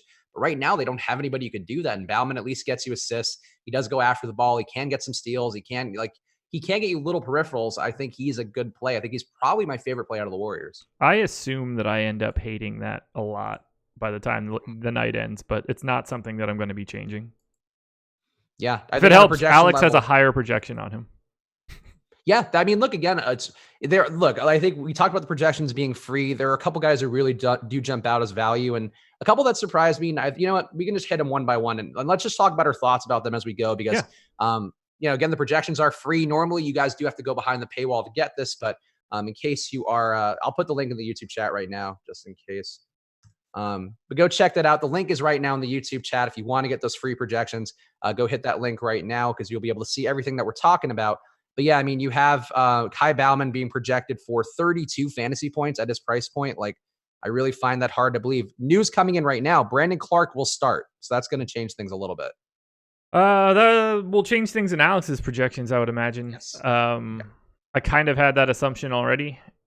I just assumed that he was going to be getting those extra minutes. I had him in for 26. My guess is that Alex is going to bump him up shortly in the next update. And he looked good all day as far as I'm concerned. Yeah, so I think Alex was a little more favorable about Kyle Anderson, and Kyle Anderson has been the nominal backup to Jaren Jackson, who is out again because of a knee issue. So Kyle Anderson, Alex, is also a guy had projected really well. He had him projected for 28 raw points at his price point. So that's going to come down a little bit and certainly make Brandon Clark more appealing. Right. We didn't have the information. You're either betting on Brandon Clark to start or betting on Kyle Anderson to start. Lucky for us, we got that information now. Yep. So hopefully more of this information comes in because, again, the slate is one where there is going to be a bit of an edge here. I mean, I know Eddie in particular loves to talk about this, and shout out Eddie. He'll be back tomorrow doing these shows. Gorgie Dang also starting again officially. So that is one that you were concerned about that for some reason. That is not something to be concerned about, it seems. No, it is not. All right. Let's keep going through some of the value guys according to Alex's projections. And there will be another one of these coming up soon. So just keep checking them. Refresh the page if you want because they are free today. Yeah. Kai Bauman, again, projected for 32 according to Alex's projections. Okafor, even with Favors getting a few minutes, not getting, I think, his full minutes load based upon the stat lines that Alex has, but he's getting a point projection of 23 fantasy points. Would that be enough to consider him even with the risk of Favors for you on FanDuel where you're going to be locked before we know for sure potentially? So on FanDuel, Okafor's 5K, which is problematic in this scenario. If Okafor was priced like he is on DraftKings, then I'd be willing to take the shot because even if he plays limited minutes, he's still like a solid point per minute guy that like isn't going to just suddenly have a 0 unless he doesn't play. Where you could then get the benefit of smashing at a low price. But at 5K, I still need him to get into like the mid to high 30s. So like I have a hard time getting saved by that if Favors does play. On DraftKings, I'd happily use him. 3,100, there's very little downside. Yeah, I would agree with that. I think at that price point, it is sort of hard to get away from there. And again, the projections do back it out and with a real chance of having big upside if we do know that Favors is out. Right. Probably going to be a little tough to pivot, I would think, if we do not find out until the last possible minute, even with late swap, because I don't really know who else is going to be at that price point that you'd want to play. Even nobody on Golden State, I feel like is that cheap. But I think it's worth the risk just because of the upside he could have. I mean, he's had 38 fantasy points in 2 straight games without Favors. Yeah, we're on the same page here. You got to take the shot, at least a little bit. Yep. All right. Let's see. Also, let me just refresh the projections just to make sure these aren't changing as I'm literally going. We literally just got a projection update 1 minute ago. Everything here changing so fast. So just bear with us, please, because the world is moving beneath our feet as we go. But yeah, now it looks like Kyle Anderson taking a significant drop downwards. Okafor getting a little better according to Alex's projections. Perhaps he's feeling a little more confident in Favors not being in. Maybe. I'm nervous about it, but like I said, with him being at 5K, it's not something I'm paying all that much attention to. I don't feel comfortable. Like there's enough value at center on FanDuel today that speculating on Okafor maybe getting more minutes at a price that is more reasonable is not where I want to be today. Yep. Yeah, that makes sense. Definitely a different situation for both the sites. And that's why it's one of the good things here that we are usually playing different sites when we do these shows. Yeah. Also, guys, you did get us past the 1K like mark. So thank you so much. Just keep hitting it anyway. If you haven't hit it yet, it does help us out quite a bit. And we also passed the 3K watching mark. So thank you guys as well. Tell a friend because we are here every day, every single day of the week. We do have a live before lock show taking you through the NFL or the NBA. And, we try to be here for you guys as much as we can. So be here for us and tell a friend about it so more people can be on board. 2,000 people not hitting the like button. What a bummer. You know what, guys? You got us to 1K. I won't be greedy, but if you want to get us to 3K, I wouldn't be mad. And again, the ear blowing and ear nibbling still on the table. That might be off-putting to some. Okay, you know what? If we get to 3K, I won't nibble on your ears. There you go. So, gentlemen, ladies out there who already don't want me nibbling on your ears, now you are getting even more of me not nibbling on your ears if we get to 3K. For real, though. That's really awesome. 3,000 people here is really cool to see. And getting 1,000 likes on the video is really awesome for us. It helps us out tremendously. Some might say that it's awesome-o for us. I wish that I didn't say that out loud. I've never heard anybody make that joke before. That's so fresh. Yeah. I can't type the word awesome anymore, man. It does screw me up too. And in fact, it screws up my autocorrect sometimes. It just autocorrects to awesome on my phone now. Yeah, I believe in the word awesome and I would like to be able to use it, but it is what it is. It's been co-opted. That ship has sailed for me. Let's keep going through the value, guys, because there are a few more who are worth hitting on. A little bit lower owned for some of them. Markieff Morris in a revenge game, a literal revenge game, going back to Washington. Not a data point, but it is something that's worth noting because we did just see his brother go off in his return to Boston. Whatever, not the same player, but I think it's worth pointing out. 4K price tag on DK, projecting for over 7x value according to Osmo. Where are you shaking out on Markieff where the value equation might be different on the sites you're playing on? Yeah, so he's 4,300 on FanDuel. I had 37% on my last crunch. We have him projected for 21, so he's one of my more favorable value plays on FD. I also have close to 50% of Luke Kennard, so a lot of Pistons. It's small forward tonight for me. Feeling good about that? Good? It feels appropriate. Sure, it is appropriate. I don't buy into the Morris chalk quite as much. I just don't think he's the same player. And I know that using a longer sample size of projections is the move. And I know he's hit 30 fantasy points on the year, but like it just seems to me like the usage is going to Drummond and Morris is not being aggressive, taking it off the table. So I'm going to be there just because Alex is so bullish on him. And, a 7x value is really not something. DraftKings pricing today is weird, but usually you are not finding that on slates on a projection basis. No. For almost 30 fantasy points too, like almost 30 raw points. That's very high. So I'll be there, but I don't love it. I really don't love it. Look, we're getting what happens on these days of chalk when the chalk isn't highly talented players. You're getting these guys mostly because they're getting opportunity that they're not supposed to, and they're priced in a way that makes that more affordable. It's not supposed to feel good to play most of these guys. You shouldn't want to have a lot of Markieff Morris because he's 4,300 because he should be 4,300.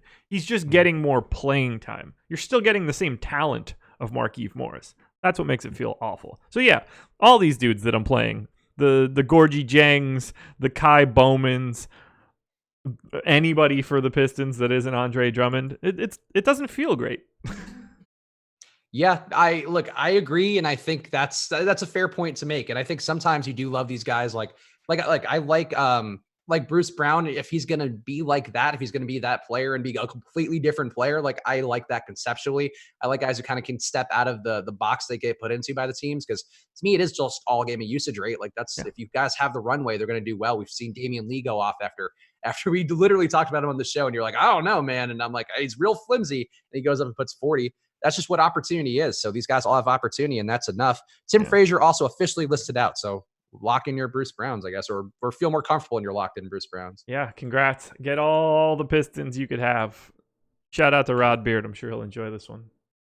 Yeah, our boy Rod Beard, who did do a show with us at one point. And, early Awesome-o. Yeah, that's true. That was when we were, that was actually a pretty good concept. We did once do a show with Rod Beard. We were talking just about general beat writer stuff, set entirely up through Alex, who did a great job getting him on board for that show. But it was really interesting. Like he did have some insight. I feel like that's one thing that we have not done more of is just getting these, the reporter guys in the mix.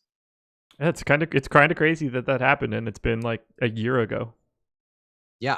And I was a much worse host then, whereas opposed to now where it's all gravy every single show. Exactly. As we all know. All right, let's keep going through some of the value guys, and let's see if there's anybody else that jumps out to you. Sure. Josh Richardson. Here's a guy I'm not terribly into just because I do think there are guys who are cheaper who are going to give you a similar upside. I get there's a lot of usage left behind with Embiid. I would rather find ways to get to Horford, whose ownership has kind of taken a dip, still up there, but not as up there as it could be. That's just where I'm shaking out with it. But how are you feeling about Josh Richardson being another quality value? I liked him a lot more this morning. That like has gone away a little bit. I still have some. I've got all of the big four, and I'm basically just chilling with the field on all of them. Simmons, Horford, Harris, Richardson. I thought that I was going to get a lot of Simmons earlier today. It's changed a little bit for me, but I still have 22%. I'm going to have all of those guys because they all look appreciably better when Joel Embiid is not on the floor from a DFS perspective. But right now, I'm not taking any real stand on any of them. Okay. Yeah, I mean, like, I really don't have an issue with Josh Richardson. I've enjoyed him quite a bit when he was on Miami and Goran Dragic was out, and he'd get a lot of that work as a lead ball carrier, but or ball handler rather.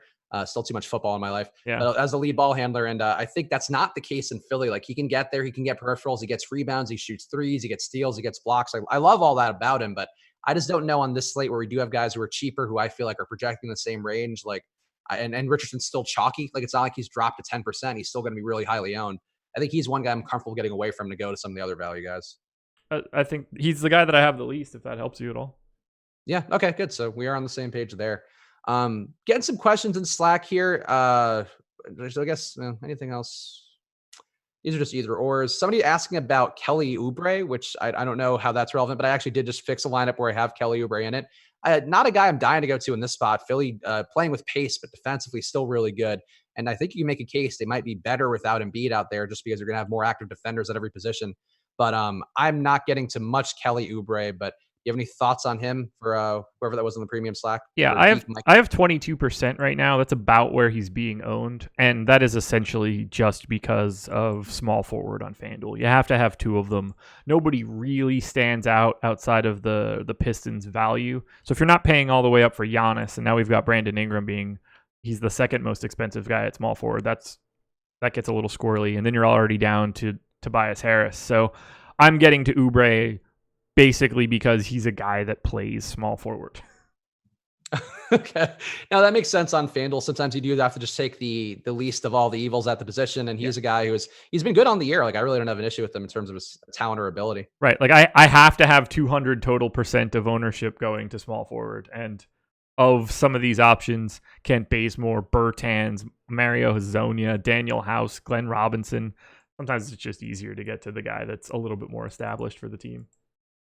I don't think Glenn Robinson's a bad play, and I think we need to all rejigger how we think about Glenn Robinson, at least in terms of a world of Golden State where anybody can do anything at any given time. Like, I don't think he's the same dude as the crappy projections of the past. He's getting there almost every game. Right, but he's 5,300. Like, I just greatly prefer Kelly Oubre. Okay. All right, that's fair. Going through the rest of the value guys, Damian Lee. Who would have thought? I always thought he was a good per minute player. I'm excited to be talking about Damian Lee so much after we both summarily dismissed him. But he's projected really well for Alex as well. Also really cheap on DraftKings. I imagine you're not getting to him on FanDuel though. I can't figure out who's who in this damn team. I said it earlier today. Like, I looked through the depth chart and was trying to project the minutes, and I was like, I'll slot that guy in for X amount at power forward, and then I come to find out that he's a shooting guard. I just don't recognize any of the names of half of the dudes on this team. It's brutal. I have like 3 shares of Damian Lee. Okay. Yeah, I mean, a nice price point again, does have some scoring upside, is a player who can can contribute in a couple different ways. So I don't mind Damian Lee, but I do think there are enough guys who are going to take usage before him that I don't think he's any sort of sure thing play. But again, another guy who projects well, according to Alex, with our free projections today at awesemo.com. Anybody else value-wise you feel like we have to hit on? I think that covers the main guys who really jump out. Alec Burks is somebody that I know Alex has mentioned a bit. I was high on him the other day, and he got like no minutes, and then it kind of just I mean, look, that's not a reason why. He is a good player who does soak up usage when there is some to go around, but I don't think he's shown it yet in Golden State. But getting Burks or anybody else weird as value? So Eric Gordon, maybe? I am going to probably be in the minority on how much of Jared Allen I'm playing, but I'm playing a lot of Jared Allen. Everything that I looked at today caused me to bump rates, minutes, etc., to the point that he's projecting so well for me that he is going to be one of the guys that I have most owned today. So take that for what it's worth. That rotation is scary. We still don't know officially who is starting. But right now, I'm putting a lot of eggs in Jared Allen's basket. Yeah, I mean, it's a good rebounding matchup, which did jump out to me this morning. They are giving up a pretty good rebounding rate to opponents there. 45% rebounding rate coming back for New Orleans. And again, the pace there is also going to help out as well. Yeah. So, yeah, actually, I actually had that in the four corners today where I thought whoever is the starter out of Allen and DeAndre Jordan is going to be a pretty good play. And Allen's price is so cheap. Like, I don't hate it at all. But he's also a if he power doesn't start, forward on FanDuel.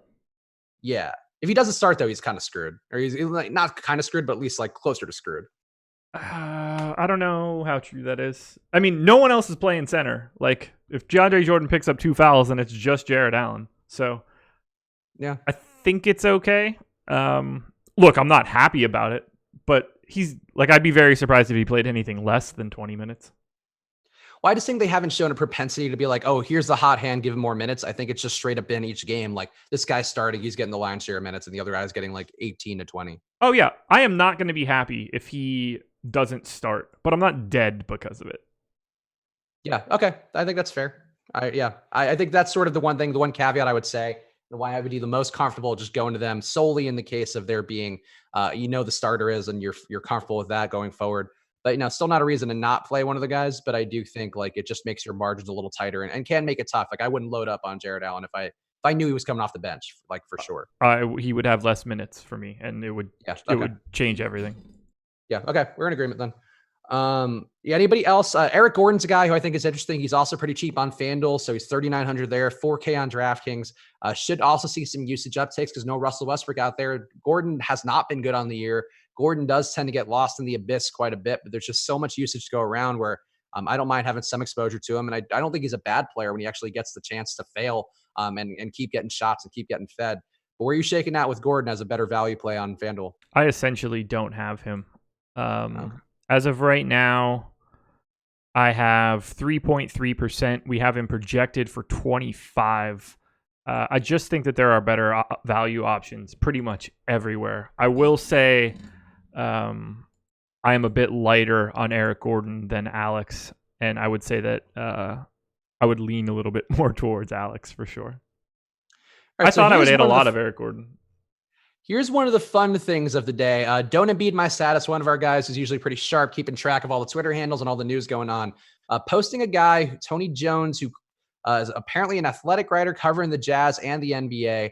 He is saying that Favors will miss tonight against the... Nope, that's an old post. Don't Embiid My Status. Bad job. Bad That's don't from 2016. Embiid. Bad don't Embiid.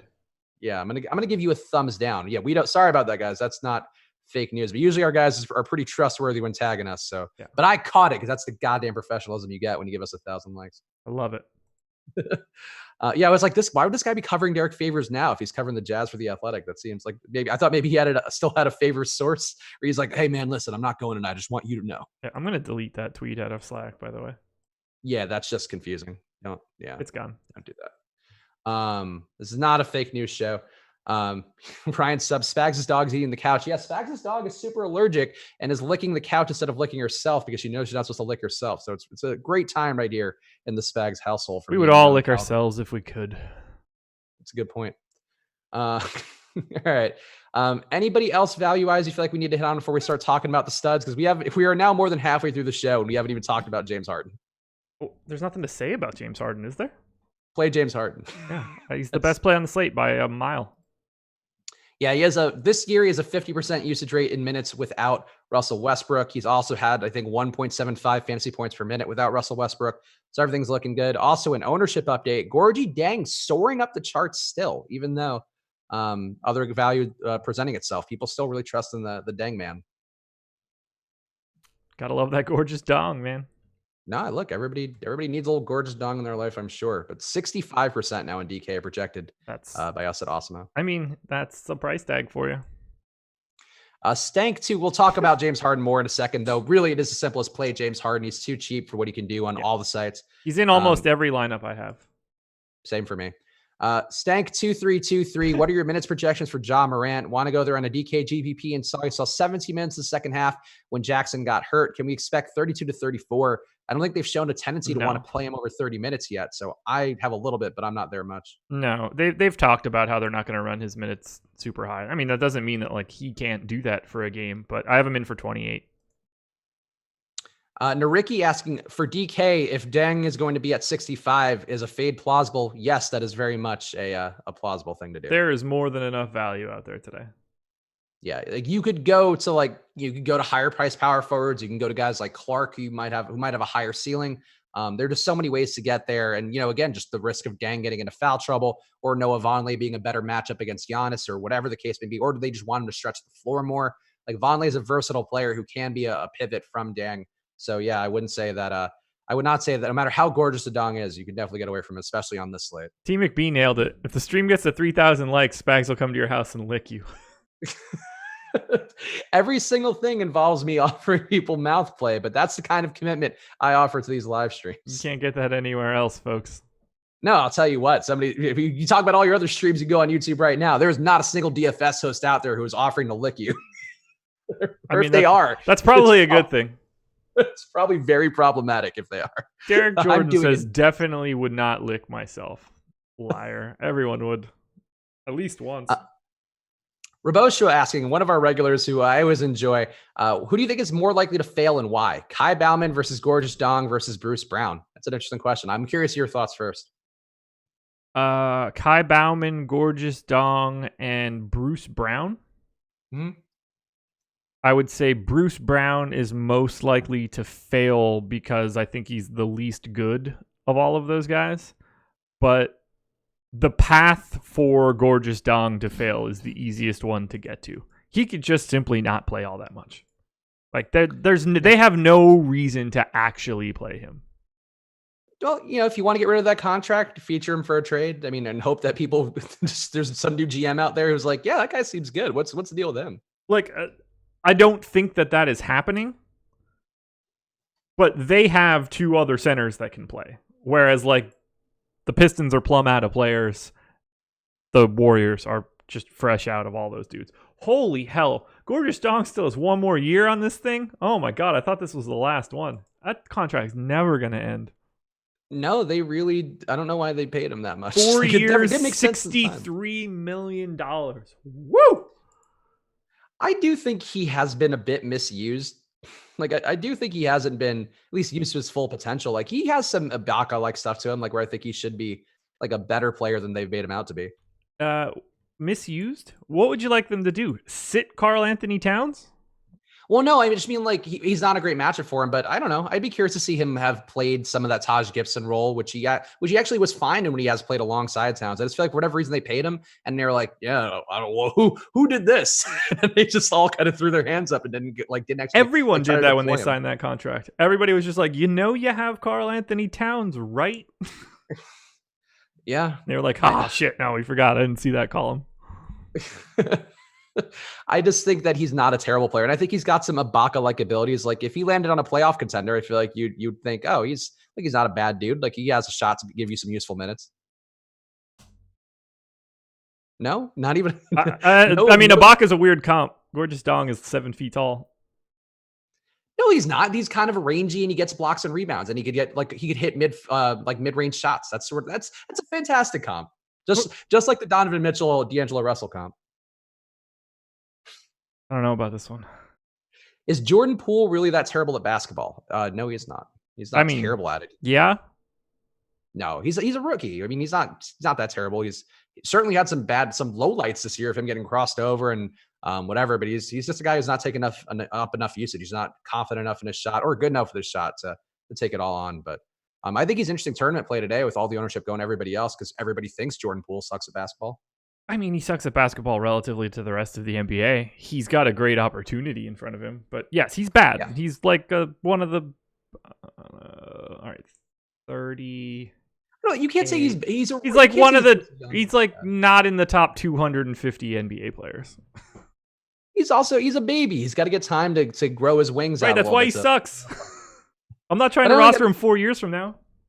Okay. I don't think that makes a guy suck, though, but sure. I think he's just also cold starting the year. 29% shooting from the floor. Like, that's not going to last. He's not, it's not James Harden where you're like, oh, James Harden shooting 29%. Of course, that's like he's going to jump 20% points or roughly. Like Jordan Poole may not jump 20% points, but he's going to jump at least 10 to probably to 15 over the course of the season. So he's not that bad. The large majority of rookies play as replacement level players in their rookie season. I expect him to do the exact same thing. But also a lot of them don't get like a big usage runway like he should have this year in Golden State, where like it wouldn't shock me if he were a much better player by the end of the year. I don't think he is now. I don't think he's shown the desire to gun, because I do think, and this is more of an observation thing from having watched so much basketball, like some guys are more predisposed to gun. Like Kendrick Nunn, if you put him on Golden State, he's putting up 40 points a game. Yeah, but that doesn't make him good. That just makes him scoring for DFS. No, which is fair. I guess we're kind of mincing a couple of arguments together, but I think the point is some guys are meant to shoulder that usage load, whether it turns out well for real life or just well for fantasy. And I don't think Jordan Poole right now. D'Angelo Russell. Yes, sure. He's not able to handle that load for winning basketball. I don't know about that yet. He's also 23. Again, a young player. Young players cannot be terrible. They just have potential. No, they can be terrible. They are terrible. Nope, just got potential. Emac saying that you're saying he's better than Andrew Wiggins. That's a good reference by your old pal. I mean, Wiggins isn't in the top 100, that's for sure, unless we're sorting by salary. Where are you shaking out with Giannis today? Because theoretically, you can get to Giannis, Embiid, and Giannis and Drummond and Harden lineups. Where are you shaking out with that today? Because that is something that you can do fairly comfortably. Yeah, I have 33% Giannis now, essentially by default. I didn't really have all that much interest coming into today, but now you can roster everybody. So Giannis you just end up paying up for him. Why not? He's fantastic. He's incredibly expensive on FanDuel at $12K, but the only barrier I have to get him is money, and I basically have infinite money today. It is very much like you're cheating at Monopoly today with the amount of resources we all have at our fingertips today. Yeah, like sometimes you just have extra money and you get to roster the MVP of the league because of it. If this were a different slate where every position didn't have 7 guys projected for 8x value, I would basically not have Giannis in this spot. He graded out by far the worst of all of the relevant players, miles behind James Harden, miles behind Andre Drummond. If I were getting to anybody, it would be those two, but I've been afforded the opportunity to just book points from Giannis. Our old pal Rinpack saying that Wiggins will break the slate. An interesting take. Look, Wiggins does get a lot of usage when Towns is out. I'd much rather prefer Teague and Covington personally, and Yang and Jang. I keep saying it like 10 different ways today. I don't know why. Gorgeous dong. Just go with that. It's way easier. I'm just not a Wiggins guy, but did you get any Wiggins today? Like 15%. Okay. Yeah, I mean, I get it. I think you can make a case for any of these guys, but I would much prefer Teague and Covington, who take a pretty big permanent jump, and I like those guys just more as players, whereas I'm not a big Wiggins aficionado, even though he does have those games randomly. Always against Oklahoma City. That's always been one. Them and the Lakers are the two teams he randomly just always has good games against. Yeah, it's hard to avoid him today, but 6,900 on FanDuel. At some point in time, maybe he would think that he wants to play like the contract he has, but I think he's just happy being Andrew Wiggins. Also, Cruz X. Hey guys, new here. Love the show. Thanks, Cruz X. We appreciate you. And if you like the show too, or even if you just tolerate it, hit that like button, because we've been talking to you for several hours in a row on this stream, but we've been talking to you for about 50 minutes, and all that means a bunch. So please hit that like button, and shout out to all the people in there who are trying to drum up likes. We appreciate your guys' support. For sure. Getting a lot of either or type questions. So let's just run through the guys we have the most of. I'll tell you mine first. I have a lot of the generic Warriors, a lot of Pascal, a lot of Kai Bowman. A good amount of Glenn Robinson. I also have a lot of Al Horford today. I think he's one guy who is getting a little bit underowned just because of all the value, all the ways that people are going there. Some Tobias, but Al Horford's definitely my guy on Philly. I just like what he's shown so far, and a fairly decent sample size of his time at center without Embiid. And then pretty much all the chalk. Jeff Teague, Covington, again, I mentioned those are the guys I have a good amount of.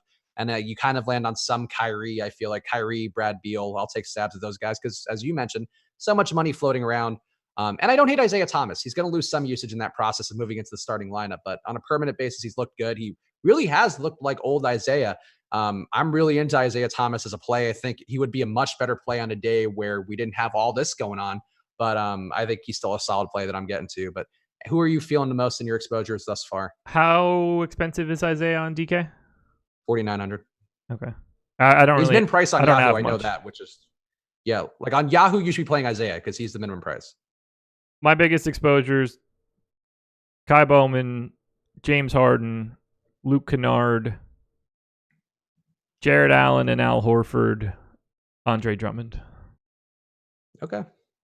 Yeah. Drummond, of course, we talked about earlier, but Drummond clearly. I mean, to me, most of my lineups start with Harden and Drummond, and then they go from there. And I try to get different types of value in there.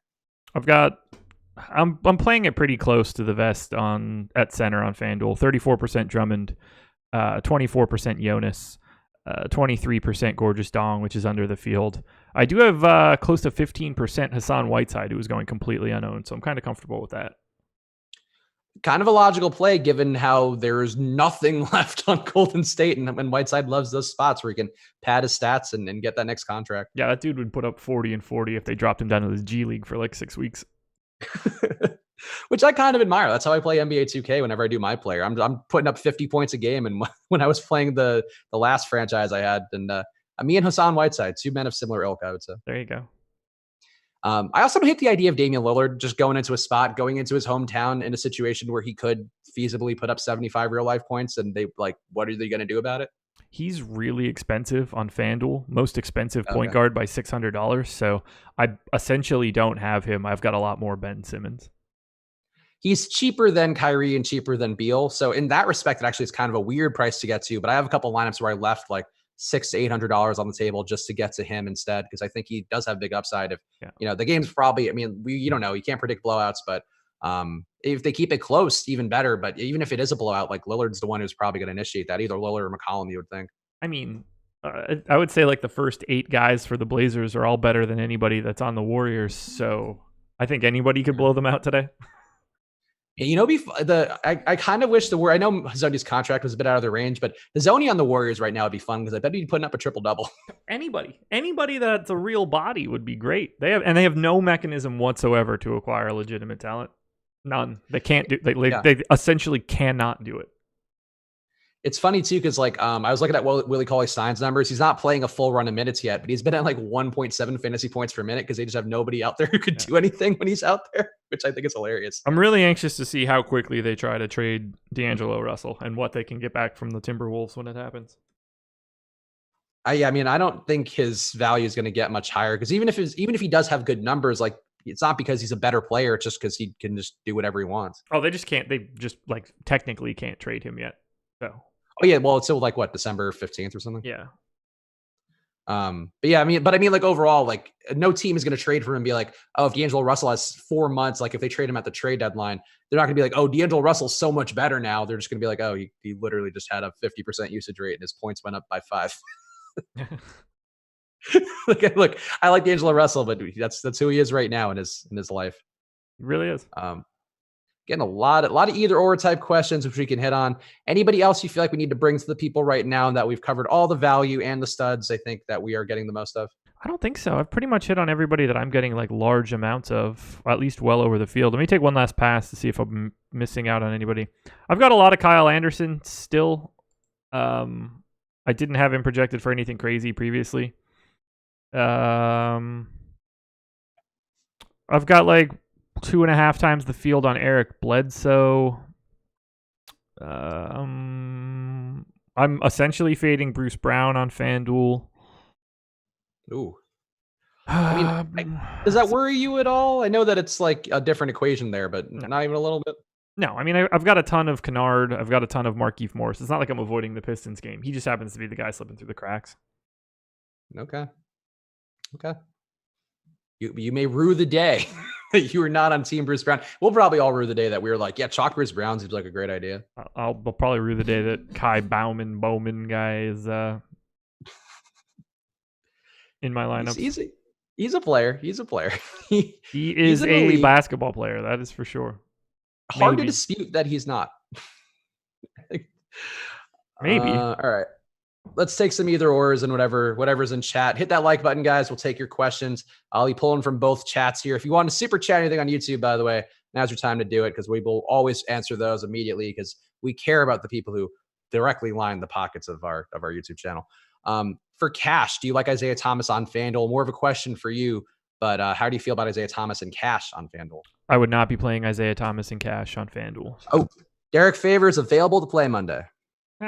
Meanwhile, YouTube chat just talking on and on about how he is already out. Favors in. YouTube chat nails it once again. YouTube chat, good job speculating, but this is why, on this show, I know people don't love the double speak stuff, but with injury news especially, you simply do not know until you know. And it seemed, actually, I saw somebody in our premium Slack again, which, for the most part, very savvy folks, despite when they occasionally post an old tweet to us. But 99% of the time, they are correct. And somebody had mentioned on there that Alvin Gentry had talked in this pregame thing, a pregame shoot-around video or whatever, that Favors, he thought he was going to play, but it was going to be up to Favors. So he was leaning towards him playing. So your Okafor stats your plays just got much less valuable. I just accidentally double tapped my my AirPod, and Walk It Like I Talk It just started blasting in my ear. I don't know if that hit the stream as well. I don't know how this works, but I didn't hear it. No, it was loud in my ear. Were you trying to encourage us all to walk it like you talk? I just wanted it to stop, and I wasn't entirely sure how to make that happen. Does that make people heard it. I didn't mean to do that, guys. I hope that doesn't get us pulled from YouTube. It probably will.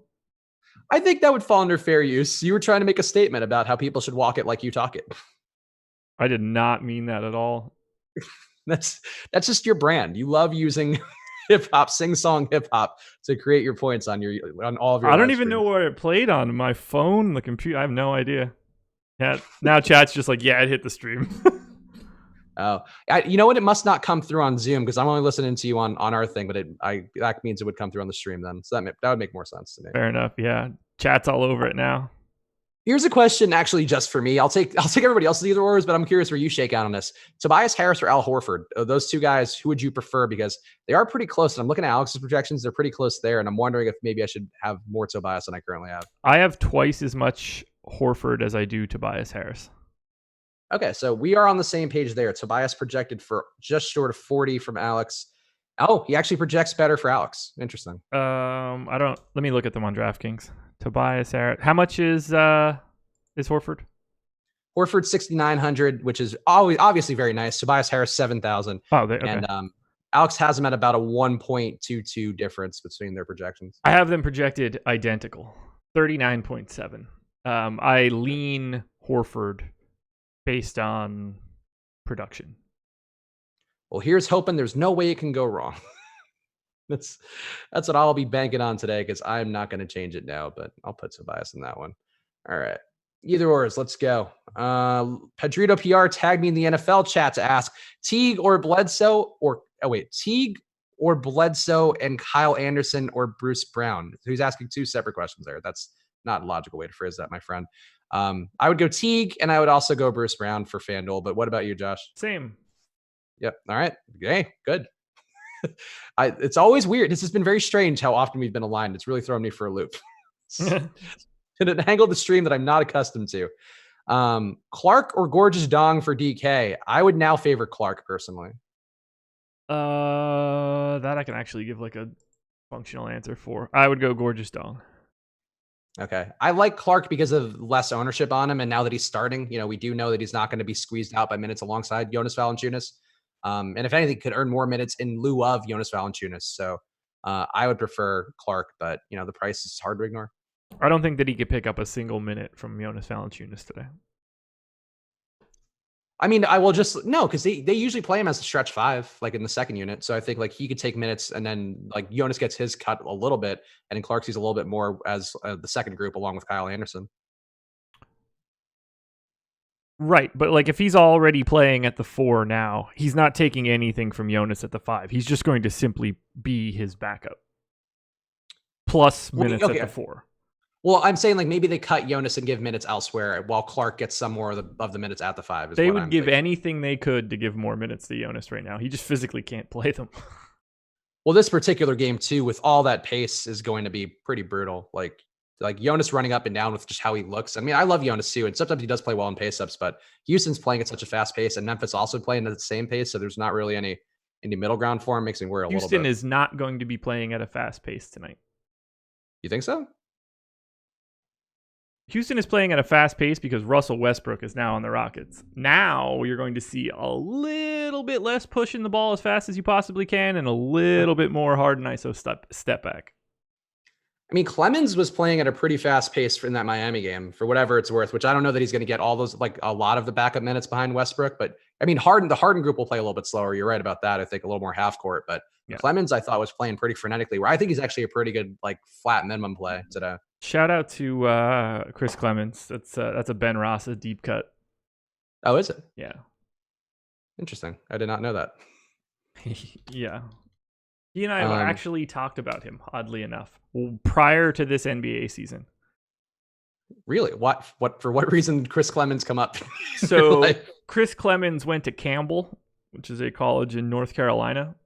Okay. And Ben had bet on Campbell. And I just told him that I was going to go to the campus and like spit in everybody's faces like a camel. It's such an aggressive response. I was like, man, I could go watch this dude right now. He was pretty dominant for Campbell.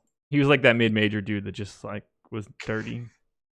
But and the lineups are in, by the way, for the Pelicans. Brandon Ingram is starting, so all that was much ado about nothing. He is in. Favors is in. Okafor starting. Wait, is he really? Ball, I just closed Holiday, Hart, Ingram, Okafor starters. Wow. All right. So Favors is backing up Okafor. So I'm glad I didn't switch off my Okafor then. This really does feel like March bullshit. This has been, I mean, this is for so early in the year. And granted, the 2 suspensions do really change the equation a bit, but like the rest, and I think we're going to see a lot more of these because of the guys resting more on back-to-backs it's going to be like every team's doing load management this year or is expected to. As they should. Season's too long. Yeah. Let's do a quick round of Daddy Likes. And of course, Fast Eddie Fair will be back tomorrow. So this is just Uncle Chubbs and Uncle Spags doing it, but Fast Eddie will be doing the official version tomorrow with Chris Randone. Is that correct? Yes, that is correct. It's going to be a bit of an odd couple pairing with Chris Randone and Fast Eddie Fair, but I'll be curious to watch it. I think that's going to have it's going to have a fun dynamic. And Randone and Eddie, 2 different guys, 2 very knowledgeable guys. So we'll see them for their first show together tomorrow. I'll say this: I wouldn't be shocked if they broke viewership numbers. That they are pulling from 2 different groups of people socially. No, just 2 different groups of people who like a handsome man talking about sports. In terms of the Venn diagram, they don't cross much, which is awesome for us. So pack this house tomorrow for Eddie and Randone, man.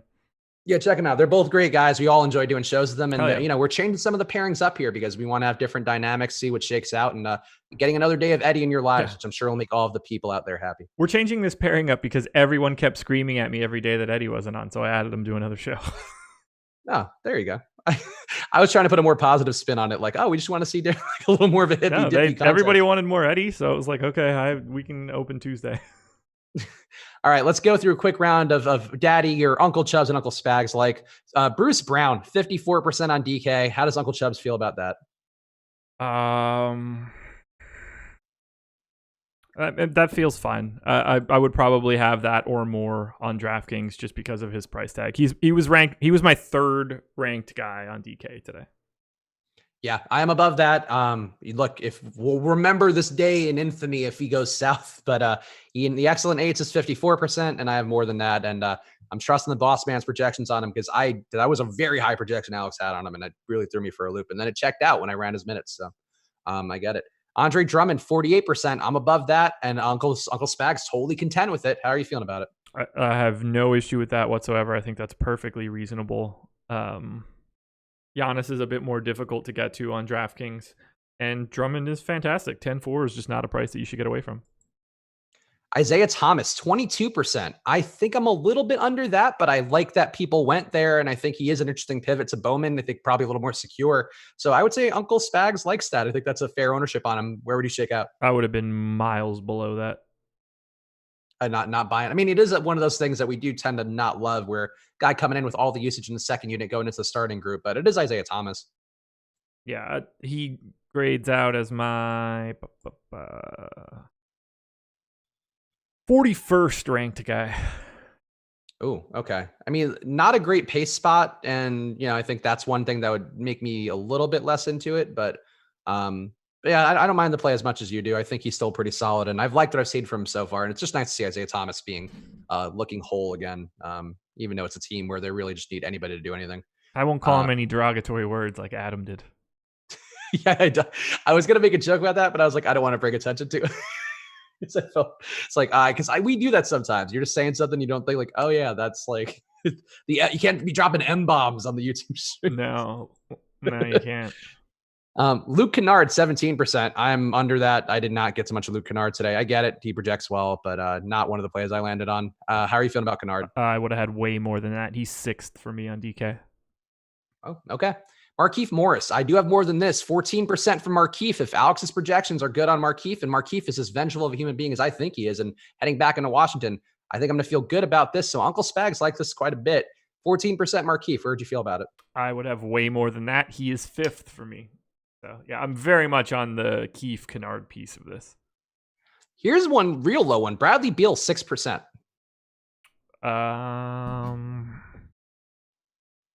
Where's he hiding?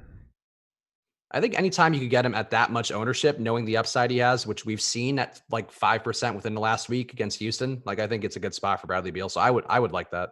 I assume that I would have had absolutely 0. He's 59th. Okay. On DK, I have a little bit of him, and I'm okay with it. I think it's not the greatest spot. Having Isiah Thomas in there going to take a little bit of his assist upside, a little bit of usage away, but Bradley Beal can get it going anytime. So, and there's not going to be a lot of defense going against him. No. So I'm okay with that. Thomas Bryant at 3% also feels low, given that he's going to be hanging around the rim with Drummond a lot. Yeah, so I had Thomas Bryant graded out relatively similar to Isiah Thomas, ignoring salary. So I'd have been just as likely to get either one of those guys. Then we have Rui Hachimura, Davis Bertans, all these guys under 3%. I think that's fine. I don't know if these guys have the highest upside. I have a little bit of Bertans just as a value pivot, but not a lot. And then because we do have to get the congratulations, you played yourself in there. Blake Griffin, 0.01%, Derrick Rose, 0.01%. Admiral Schofield, who I think is still in the He played in their most recent game. He might be back up again. I don't know if they sent him back down or not, but he played in their most recent game. Okay. So yeah, so he did not play himself. People that did not play themselves there, but the Blake Griffin, Derrick Rose people, they did in fact play themselves. So you played yourself. Boom. Josh Allen starting. Josh Allen is starting? Jared Allen starting. Fuck, there it is. And on that note. On that note, guys, hit the like button. Thank you again to Superdraft. Go to superdraft.io to go and use the promo code AWESEMO to get $20 free with any $100 deposit. Again, they are a supporter of this show. They're a supporter of the Four Corners, my short form video. So go check them out because they help us keep the lights on here, help us hit these viewership records, which we greatly appreciate from all of you. Go check it out. And really, most importantly for you, a lot of overlay over there. The multiplier contest is about as simple as it can be. So if you're a sharp player, you should be doing well in it. And also, again, getting that $20 free on $100. It's how you build bank goals, taking advantage of those kind of deals from new sites. So go to superdraft.io right now and check that out. If you want to play the night slate as well, go to awesemo.com/join and use the promo code LiveBeforeLock to get half off your first month. All the data we have on there does update for the night slate, ownership projections and player projections right from Alex Awesemo Baker, the top DFS player in the world. Let's go to awesemo.com/join right now. Find packages as low as $3.95 a week, or use that promo code LiveBeforeLock for half off your first month. And young Josh, the Chubster, who's playing all the dope Migos beats. How are you feeling here? Anything you want to plug? Just plug the fact that I'll be doing the strategy show tomorrow morning, 9:30 a.m. with Adam, and we have NFL Live Before Lock for the Monday Night Football game coming up at 7:30. Yep, check that out in a little bit. It's going to be the Cowboys and the Giants. Hopefully, my darling Cowboys don't disappoint me losing to another crappy New York team as they did a couple weeks ago versus the Jets. But we'll find out in a little bit. Tune in a couple of, about 20 minutes for those guys coming on, and they'll walk you through everything you need to know for the showdown slate. And we'll be back with you guys again very soon. So thank you for watching. Really and truly, we appreciate all your guys' help and support to set these records. That do mean a lot to us. Thanks for tuning in, and we'll see you guys again soon. Good luck.